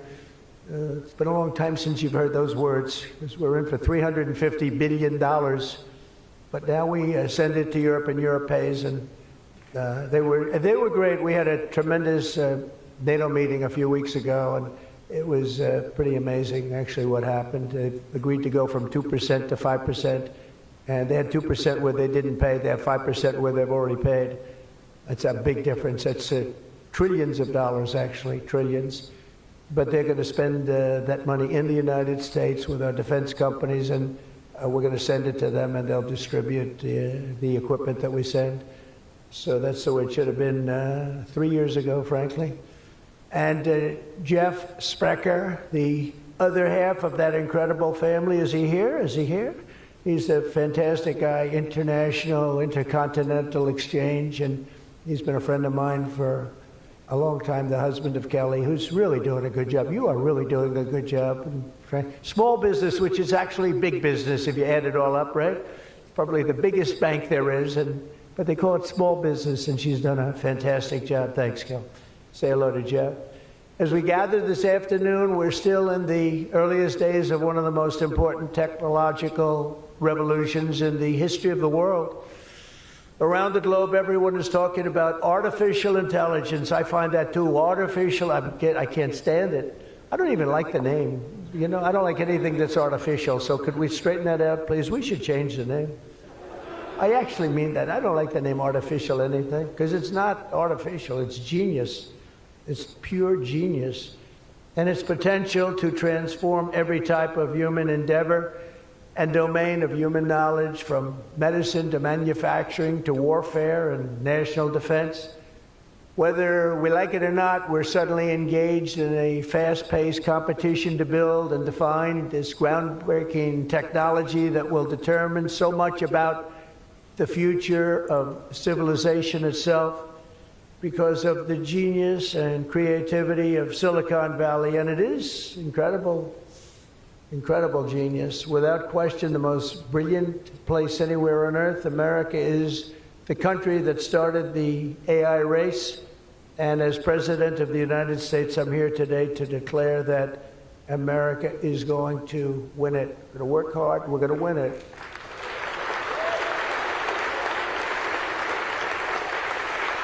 Because we will not allow any foreign nation to beat us. Our children will not live on a planet controlled by the algorithms, the adversaries advancing values and interests contrary to our own. We don't want to have contrary interests. We want to get along, and we'll get along with other countries. We're having a great relationship, as I told you, with those countries that we mentioned, with Japan and Indonesia and so many others. The European Union, we're getting along. We're getting along very well with China. A lot of respect for President Xi. We have a great relationship, and we'll see how it all works out. But we're getting along with countries it's really been pretty amazing, I will say that, and it's a good thing. It's a good thing, not a bad thing. So from this day forward, it'll be a policy of the United States to do whatever it takes to lead the world in artificial intelligence, such an important thing happening. This is really something that nobody expected. It just popped out of the air, and here we are. But we will defend our nation, our values, our future, and our freedom, and it will be really great. But what we really need to be successful is a very simple phrase called common sense, and that begins with a common sense application of artificial and intellectual property rules. It's so important. You can't be expected to have a successful AI program when every single article, book, or anything else that you've read or studied, you're supposed to pay for. Gee, I read a book, I'm supposed to pay somebody. And you know, we appreciate that, but you just can't do it because it's not doable. And if you're going to try and do that, you're not going to have a successful program. I think most of the people in the room know what I mean. When a person reads a book or an article, you've gained great knowledge. That does not mean that you're violating copyright laws or have to make deals with every content provider. And that's a big thing that you're working on right now, I know, but you just can't do it. China's not doing it, and if you're going to be beating China, and right now we're leading China very substantially in AI, very, very substantially, and nobody's seen the amount of work that's going to be bursting upon the scene. But you have to be able to play by the same set of rules. So when you have something, when you read something, and when it goes into this vast intelligence machine, we'll call it, you cannot expect to every single time say, oh, let's pay this one that much, let's pay this one. It just doesn't work that way. Of course, you can't copy or plagiarize an article, but if you read an article and learn from it, we have to allow AI to use that pool of knowledge without going through the complexity of contract negotiations, of which there would be thousands for every time we use AI. We also have to have a single federal standard, not 50 different states regulating this industry of the future. And some people would say, gee, that's an unpopular thing to say. I was told before I got up here, this is an unpopular thing because some people, they don't want that. But I want you to be successful. And you can't have one state holding you up. You can't have 3 or 4 states holding you up. You can't have a state with standards that are so high that it's going to hold you up. You have to have a federal rule and regulation. Hopefully you'll have the right guy in this position that's going to supplant the states. If you are operating under 50 different sets of state laws, the most restrictive state of all will be the one that rules. So you could have a state run by a crazy governor, a governor that hates you, a governor that's not smart, or maybe a governor that's very smart, but decides that he doesn't like the industry and he can put you out of business because you're going to have to go to that lowest common denominator. We need one common sense federal standard that supersedes all states, supersedes everybody, so you don't end up in litigation with 43 states at one time. You got to go litigation free. It's the only way. And we also have to watch Europe, Asia, and all foreign countries so that they don't make rules and regulations that likewise make it impossible for you to do business, and where you'd have to make everything in AI cater to them, because again, you'd have to cater to the toughest country or to the toughest state. You can't do that because it would ruin it. I just terminated all of the, as an example, California car emissions rules, which were a disaster. It cost them just billions of dollars as an industry, but thousands of dollars per car. The emission rule standard, because they were making the production of an automobile almost impossible and at a tremendously higher cost, much more expensive than it should cost, for very little gain, for actually, in my opinion, negative gain. The automobile was worse. Under this administration, our innovation will be unmatched and our capabilities will be unrivaled. And with the help of many of the people in this room, America's ultimate triumph will be absolutely unstoppable. We will be unstoppable as a nation. Again, we're way ahead and we want to stay that way. We can't let individual smaller units stop it, because that's the only thing that can stop it and can really mess it up. As with any such breakthrough, this technology brings the potential for bad as well as for good, for peril as well as for progress. But the daunting power of AI is it's not going to be a reason for retreat from this new frontier. On the contrary, it is the more reason we must ensure it is pioneered first and best. We have to have the best, the first pioneer. We are the best and the first pioneers, and we're going to be really putting a nation that we love, America, we're going to be putting it first. I have an expression, America first, make America great again. A lot of great expressions, but they're all so true. To make America great again, we're going to make this industry absolutely the top, because right now it's a beautiful baby that's born. We have to grow that baby and let that baby thrive. We can't stop it. We can't stop it with politics. We can't stop it with foolish rules and even stupid rules. At the same time, we want to have rules, but they have to be smart. They have to be brilliant. They have to be more brilliant than even the technology itself. Surely there will be challenges on the path ahead, but together we will meet them and transcend them all. We are Americans, and we are Americans first. I have a couple of people I know that don't happen to be from here, but I wish you a lot of luck anyway. I was looking at 3 people that are not Americans, but they're very good people. Please treat them nicely.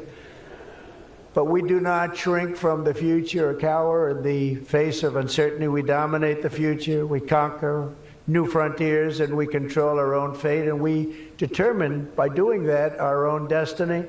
Winning this competition will be a test of our capacities unlike anything since the dawn of the space age. I believe that. It's hard to believe as the president, the amount of enthusiasm for this one industry. I mean, I can talk about cars where we're doing incredibly well. We have car companies moving in all the time, but I talk about other industries. Everybody's saying this is going to dominate the world. It's going to dominate every industry that ever conceived. I don't know if that's true.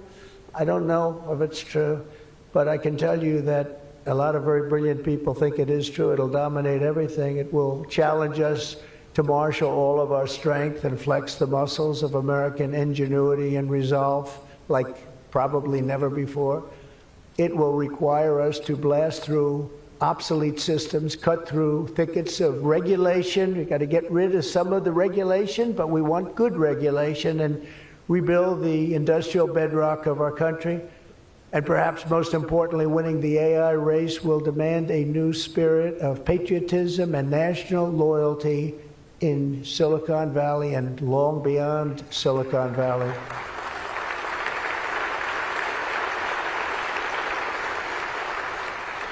For too long, much of our tech industry pursued a radical globalism that left millions of Americans feeling distrustful and betrayed. And you know that. Everybody knows that. Everybody in this room certainly does. Many of our largest tech companies have reaped the blessings of American freedom while building their factories in China, hiring workers in India, and slashing profits in Ireland. You know that? All the while dismissing and even censoring their fellow citizens right here at home.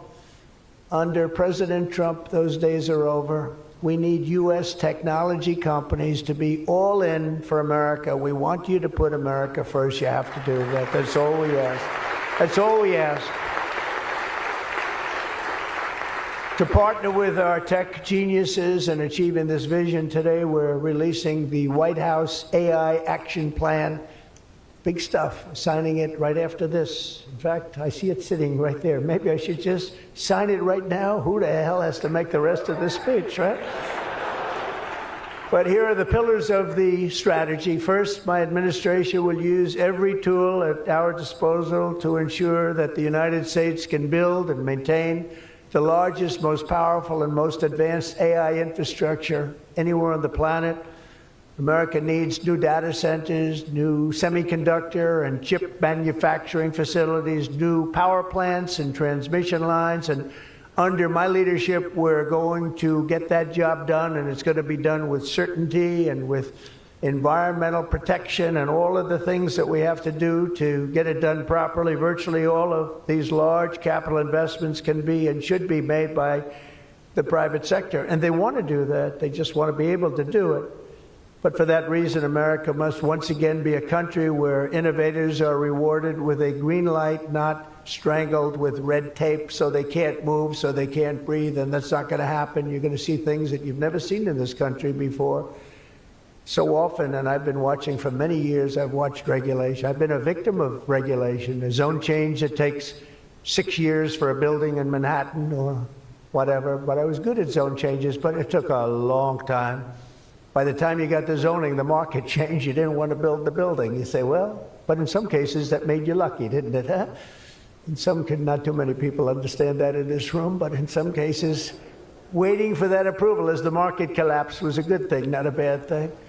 But it's time to reclaim our heritage as a nation of builders, and that's why, upon taking office, I signed a historic executive order directing that every one, and this is so important, for every new regulation, 10 old regulations must be immediately eliminated. So we have old regulations that clog up the books that don't even mean anything anymore. You know, in my first term, I had more regulation cuts than any president in history times 4, and that included 2-term presidents where you're talking about 8 years. We had more than any other president, and I think we may even top it this year. We may very well be able to top it during this period of time, because you're really, you are a regulation-prone group, and we're looking to get those regulations out of your way so you can use your genius. Earlier this month, we also enacted the largest tax cuts in American history when I signed the One Big Beautiful Bill into law. And I think the most important thing in the whole tax cut, in terms of pure economics, and I think one of the reasons that my first, we had the most successful economy in history during my first term, and I think this is going to blow it away. So far it is, and I think this is going to blow it away. But the reason we had was I had expensing at 100%. And what we did is we included 100% in this bill, expensing for all capital expenditures, including investments in factories and equipment and structure. Structure wasn't included last time, so even structure, and you're able to write it all off immediately. That's the biggest thing. Not 38 years, not 42 years. You're able to write it all off immediately. And this time we've made it for 10 years, not for 1 year. We've made it for 10 years, so you have a much longer period, but I'd say get out and take advantage of it. I think that's one of the reasons that we had such an incredible success with the first tax cuts. And one of the things that this bill does is it extends the first tax cuts and makes them permanent. And in addition to that, we were granted other taxes like no tax on tips, no tax on Social Security, no tax on overtime. A lot of great things. One of the things that I mentioned, not so pertinent here, but if you're in the automobile business, it's pertinent. I said, why is it that people like us always are looking for expenses and deductions, and people that buy automobiles that really have to go out and borrow money to buy a car, why aren't they allowed to deduct the interest on their loan to buy a car from their income tax? And we got it approved. We got it approved. And that is such a big thing. And I think that's going to be such a big thing for the automobile industry. We're going to be making more cars. Within a few years, we're going to be making more cars than we made in the very beginning, in the super prime. You know, we lost almost 50% of our automobile business to Mexico, Canada, and various other places, as you know, in Europe and in Asia. And now we're getting it back. We're getting it back in record numbers. And I think we're going to be topping any amount. In a few years, we'll be making more automobiles than we've ever made in the history of our country, including what I call prime time. My administration is also pursuing a future of all-out American energy dominance. And on day one, I terminated the Green New Scam. You know what that was? You were all victims to it. Perhaps the second or third greatest scam in the history of our country. I would say the first was Russia, Russia, Russia. And we had a couple of others too. But the Green New Scam was one of the greatest. It's so ridiculous what they've made you do. The carbon footprint. They talked about the carbon footprint, and then Obama hops onto a 747 Air Force One and flies to Hawaii to play a round of golf and comes back. What about the carbon footprint?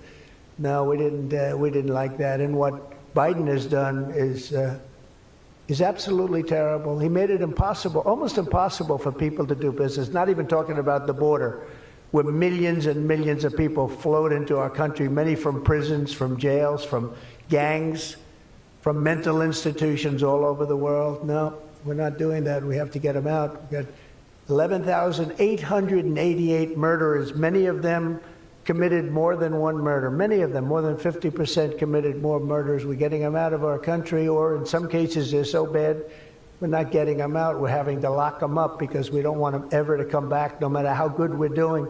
You know, last month, you probably read, we had 0 people enter our country illegally. And over the last number of years, you'd have hundreds of thousands, literally hundreds of thousands of people a week pour into our country, totally unvetted and unchecked. And what the hell were they thinking? What they've done to our country is so sad, and we can never forget it. But we're unleashing all forms of energy, including natural gas, oil, and clean, beautiful coal. I instructed my people, in the form of Chris and Doug in particular, you are not allowed to say the word coal without saying clean, beautiful in front of it. You can only say clean, beautiful coal. It's a little embarrassing because we had somebody making a speech the other day, right? And he mentioned the word coal about 30 times because that was the subject. And he kept going clean, beautiful. I wanted to say, okay, just take it easy. You could just, got a little bit crazy, right, Doug? But it's, you know, China's using it. They're building now 57 big power plants, all fueled by coal. And we have to compete, we have to win, and we're going to have clean, beautiful coal, but we have more coal than any. We have more anything in terms of energy than anybody. Oil and gas, we also have more coal. In May, I also signed an executive order to rapidly begin construction of safe, reliable nuclear reactors. That's a big thing now. And many of you are going to be using nuclear. You know, I had problems with nuclear. I saw some of the things, but what they've done with nuclear is like what you've done with AI and other things. It's incredible, actually. It's long-term. It's inexpensive. It's safe. What they've done is really amazing. So we opened up the industry. Very strict rules, but we opened up the industry, and some of you are going to choose nuclear over oil and gas or whatever it might be. Under the last year of Biden, China added 11 times as much power generation capacity as did the United States. Can you imagine that 11 times? Under the Trump administration, we will be saying those very famous campaign words, drill, baby, drill, and build, baby, build. And we will be adding at least as much electric capacity as China. We think we're going to catch them and maybe even have something a little bit extra. They're going very rapidly, but so are we. And we'll be doing at least as much, and every company will be given the right to build their own power plant. So when you build, you can build your power plant with it, and you are essentially going to become your own utility. It's a utility to yourselves. And as I said, any excess energy you're going to sell back to the grid and make plenty of money doing it. As a result of these pro-American policies since my election, we're seeing trillions and trillions of dollars in new investments. So at this moment, we have almost $17 trillion coming into this country. There's never been a period of time like that. And that's in a period of a few months. In a few months, Meta, Amazon, Google, Microsoft are all investing $320 billion or more in data centers and AI infrastructure this year. Those companies are really, they're really going at it, and they're very smart people, very good people. I got to know a lot of them. You know, I didn't like them so much the first term when I was running. I wouldn't say I was thrilled with them, but I've gotten to know them and like them. And I think they got to like me, but I think they got to like my policies maybe much more than me. NVIDIA has committed $500 billion over the next 4 years. Thank you, Jensen. I'm sure that'll be a good investment. If you're doing it, it's good. Thank you very much. It's a great statement. Last week, I was in Pennsylvania as 20 companies announced $92 billion with David McCormick, senator, great guy from Pennsylvania. $92 billion in energy and data center projects, including what will soon be the largest natural gas power plant anywhere in North America. They're going to town. It's already under construction, the largest in North America by far. For decades, we had leaders who spent their time focused on building up foreign nations. Under the Trump administration, we are going to have leaders who are going to build up our nation. This colossal investment in AI infrastructure and many other industries, for that matter, such as automobiles and so many other things, will also create thousands and thousands of great-paying jobs, the kind of jobs we want, including lots of blue-collar jobs. And, you know, our numbers are very good right now, but wait till you see these numbers in 2 years from now. It will mean higher wages and more opportunity for millions of energy workers, HVAC technicians, engineers, electricians, and the hardworking citizens who make our country run. These are great people that make our country actually run. To ensure America maintains the world-class infrastructure we need to win today, I will sign a sweeping executive order to fast-track federal permitting, streamline reviews, and do everything possible to expedite construction of all major AI infrastructure projects. And this will be done. You will get so good a service in so many ways, not only from Lee with the environment, but you need many other types of permits, and you're going to go so fast. You're going to say, well, wait a minute, this is too fast. I didn't expect to go this quickly. This is a problem. I may cause a problem in opposite. But including factories, data centers, and power plants of all kinds, the United States will have total industrial and technological supremacy.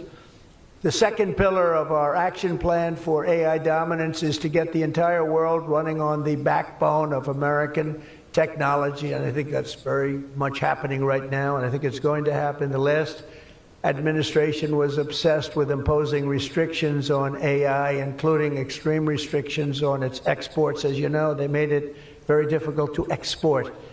This alienated American partners and drove even our friends into the arms of China and other countries.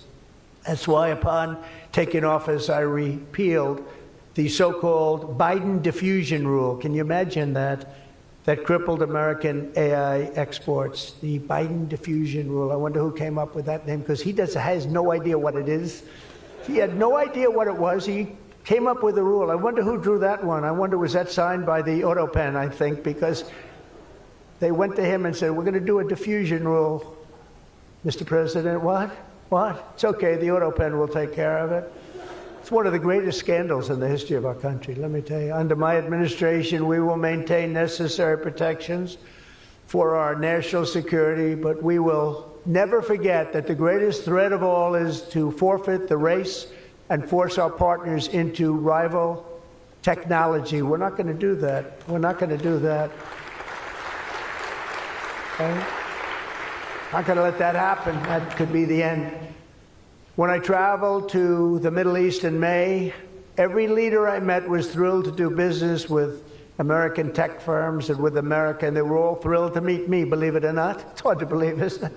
But they were. By the way, most powerful woman in the world is here today. Susie Wiles, stand up, please. Susie Wiles, Chief of Staff. She can take out a country with a mere phone call. No, they just voted her the most powerful woman anywhere in the world. She might be the most powerful person in the world, I think. But she's done a fantastic, hasn't she done a good job, though, huh? Good. But we're going to come home with trillions and trillions of dollars in deals, and that's the way it is. But the King of Saudi Arabia, I met three great leaders. I went to three countries predominantly. King of Saudi Arabia said, and I can say that Qatar and UAE, the leaders, brilliant guys, great people, they said the same thing. They said, you know what, that 1 year ago, your country was dead. It was a dead country. They were looking at China, they were looking at other places, but you had a dead country. And today, Mr. President, you have the hottest country anywhere in the world. They said that, and they meant it so strongly. And when I went to NATO 2 weeks ago, where we made the deal where they pay 5% instead of 2%, they said the same exact thing. They said, boy, I tell you what a difference it is. It's a year ago, you people were dead. We didn't think you were going to make it as a country. Today, you're the hottest country in the world. They all said it. All those leaders said it, 30 of them. So today, I'm signing another major executive order that will turn America into an AI export powerhouse.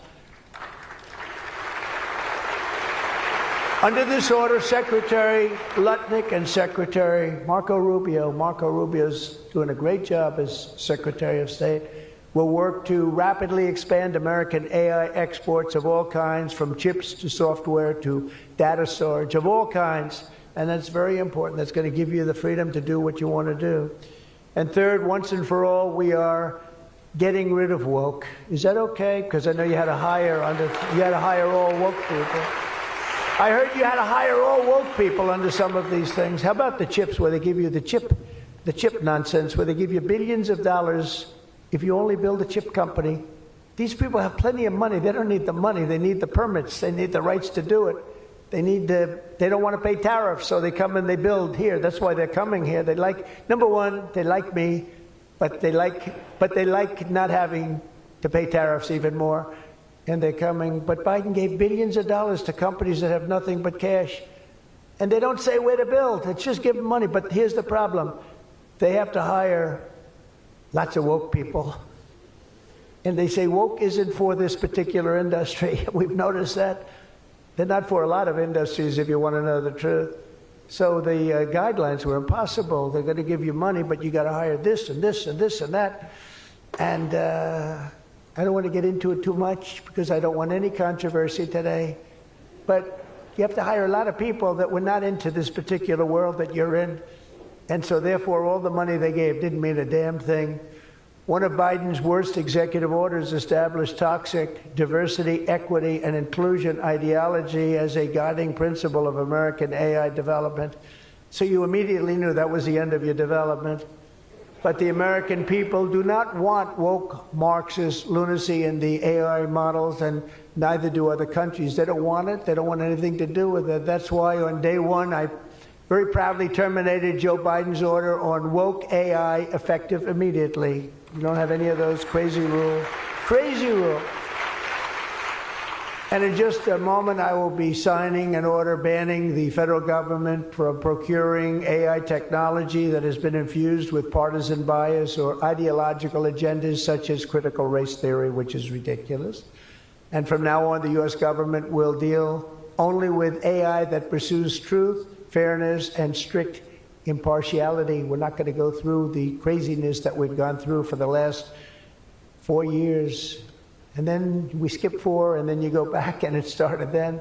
But it hung around a little while. Now it's not hanging around at all. Now it's actually very uncool, as somebody told me the other day. It's so uncool to be woke. I encourage all American companies to join us in rejecting poisonous Marxism in our technology. It'll be very interesting to see what's happening in New York, because they're actually thinking about electing a communist in New York. They like to call him a socialist. He's not a socialist. He's a communist. But don't worry, you're going to be okay. He still has to get his money from the White House, and that's not going to happen until he shapes up. But as an example, we are not going to allow men to play in women's sports. That's an example. That's one. And they say that's an 80-20 number. They say 80% would be against it. No, it's not 80-20. It's about 97-3. And I don't know who the 3 are. I've never seen anybody. I've never had a person. I've seen everybody. I'm a very open person. They come up to me and they talk to me. I've never had anybody come up, sir, you have to let men play in women's sports. I've never had it.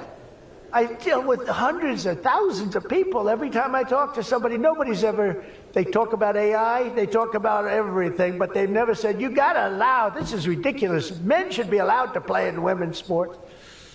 It's sort of crazy, isn't it, huh?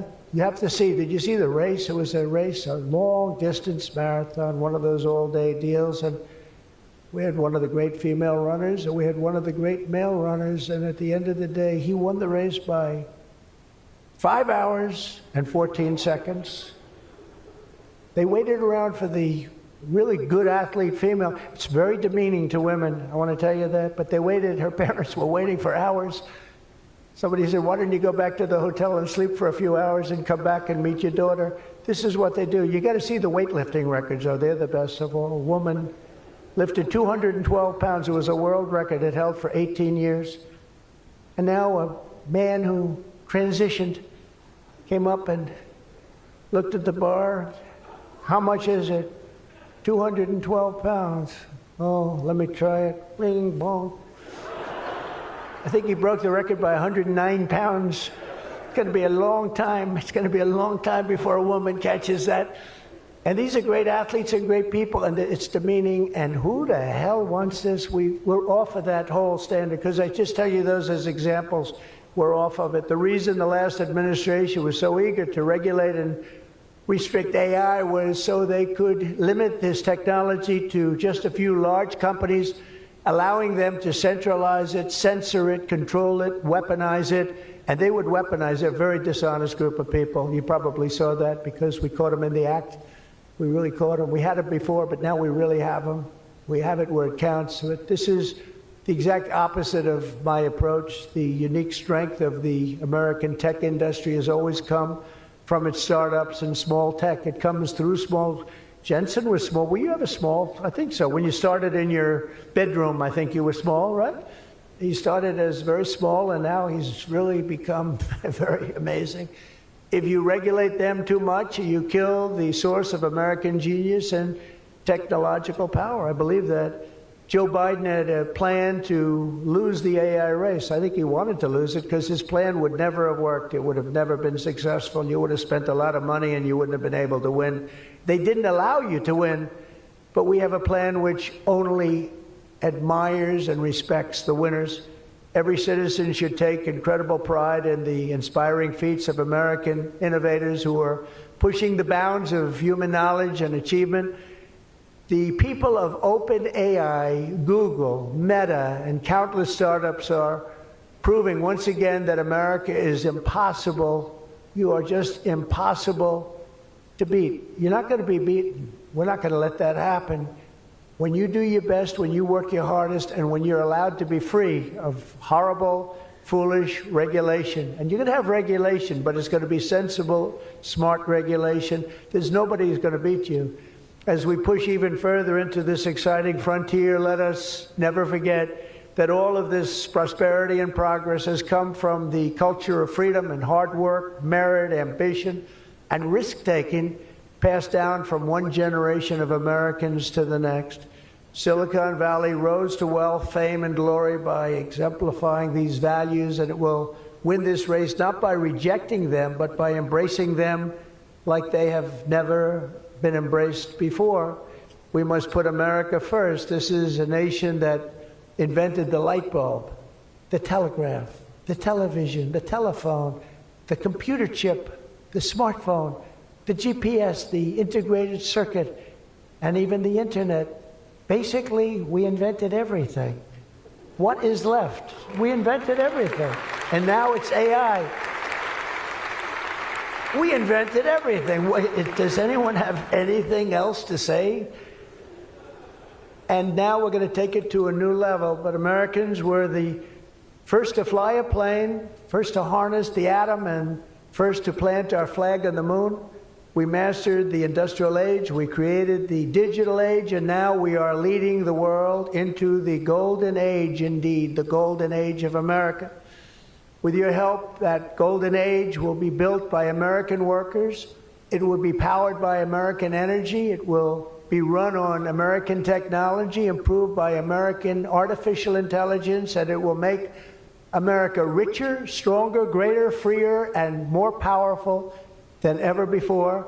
And I will now do my share by going and signing a name without an auto pen. I will sign it.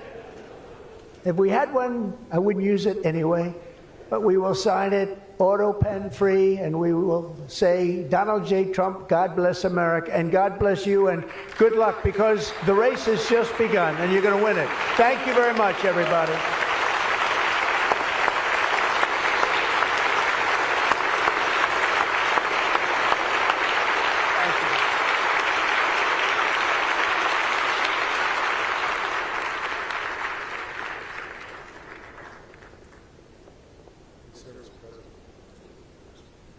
Mr. President, the first executive order that we've prepared for your signature today relates to federal permitting for data center infrastructure. As you mentioned during your speech, this is a crucial issue affecting the entire AI industry. What this executive order will do is establish fast-track permitting and ensure that the federal government is working to get data centers approved and through the permitting pipeline as quickly as possible.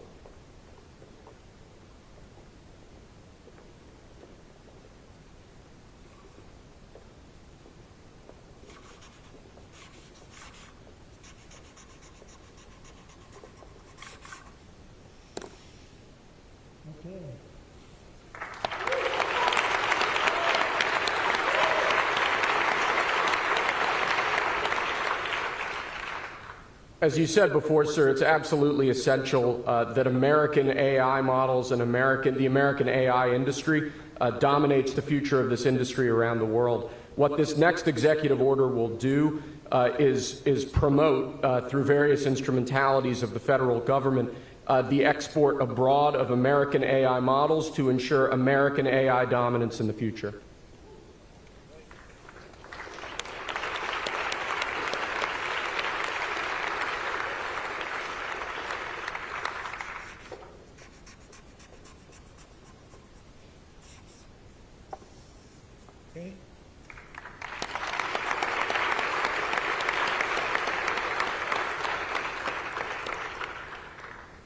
And lastly, sir, as you said in your speech, we don't want woke AI. We want AI models based on accurate information that give accurate information and accurate answers.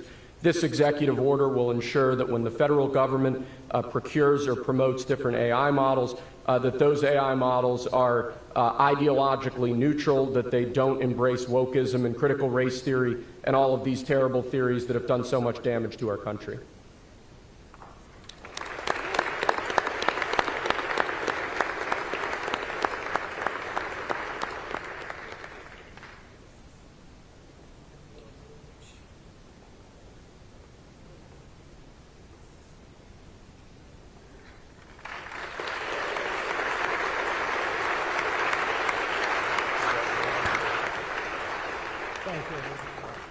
Thank you very much, everybody. Good luck. Good luck. Thank you.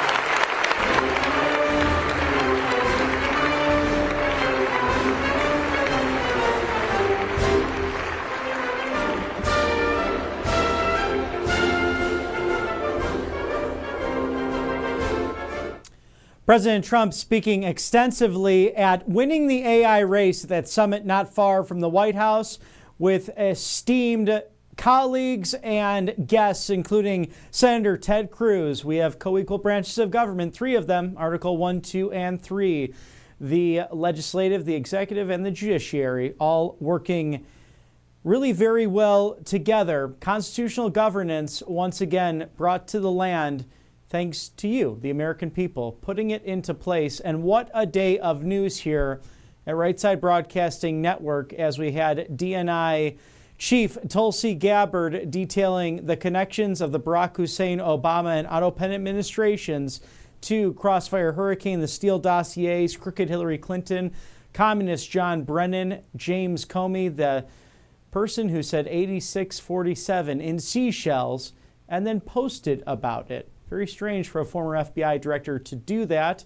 But President Trump focusing in on the successes not only of this administration, what happened last week with $92 billion of investments from 20 companies in the Commonwealth of Pennsylvania during the AI and Energy Summit hosted by Senator Dave McCormick. Also, the authorization of building more nuclear plants, energy and AI going hand in hand in this country, and now 3 executive orders dealing with data centers and removing the idea of wokeism and DEI that could bleed into these new advancements with President Trump and his administration staying on top of that. So I behoove all of you great viewers, if you did not catch anything earlier, if you're just getting home from work today, please scrub back into the speech that was just this past hour from President Trump in Washington, D.C., or all the way back to this morning with CPAC's focus on stopping human trafficking and the experts that were there on hand for it, from Matt and Mercedes Schlapp to DHS Secretary Kristi Noem, among other public and private institutions and experts, attorneys general, in fact, focused on stopping human sex and labor trafficking happening right here at home.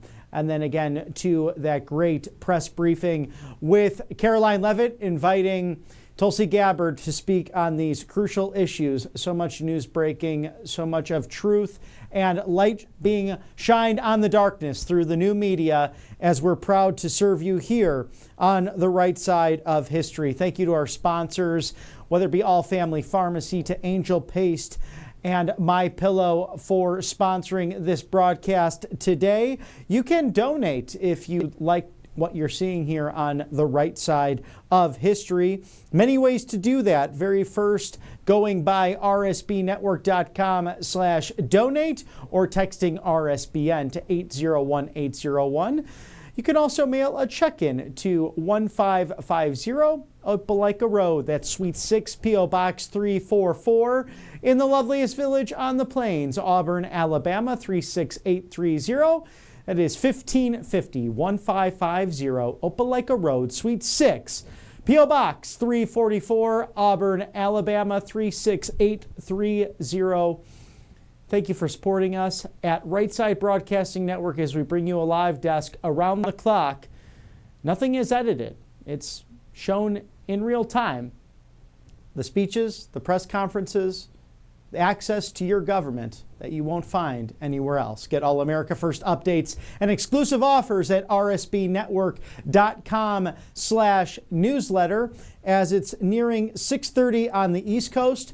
We hope you have a beautiful evening. It's a beautiful sunset there in the capital city. It's storming a bit right now, a couple of clouds over the loveliest village on the plains, but I'm sure that will dry up, and sometimes it cools it down in the heat of the summer. For all of my colleagues here on the right side of history, I'm Robert McNeely. It's always a joy to be with you at RSBN's live desk. Stay tuned for tomorrow's coverage. It's the Voice of Reason at 6 o'clock Eastern. We'll have some special guests for you. In the meantime, have a wonderful evening. God bless you and yours, and we'll see you tomorrow.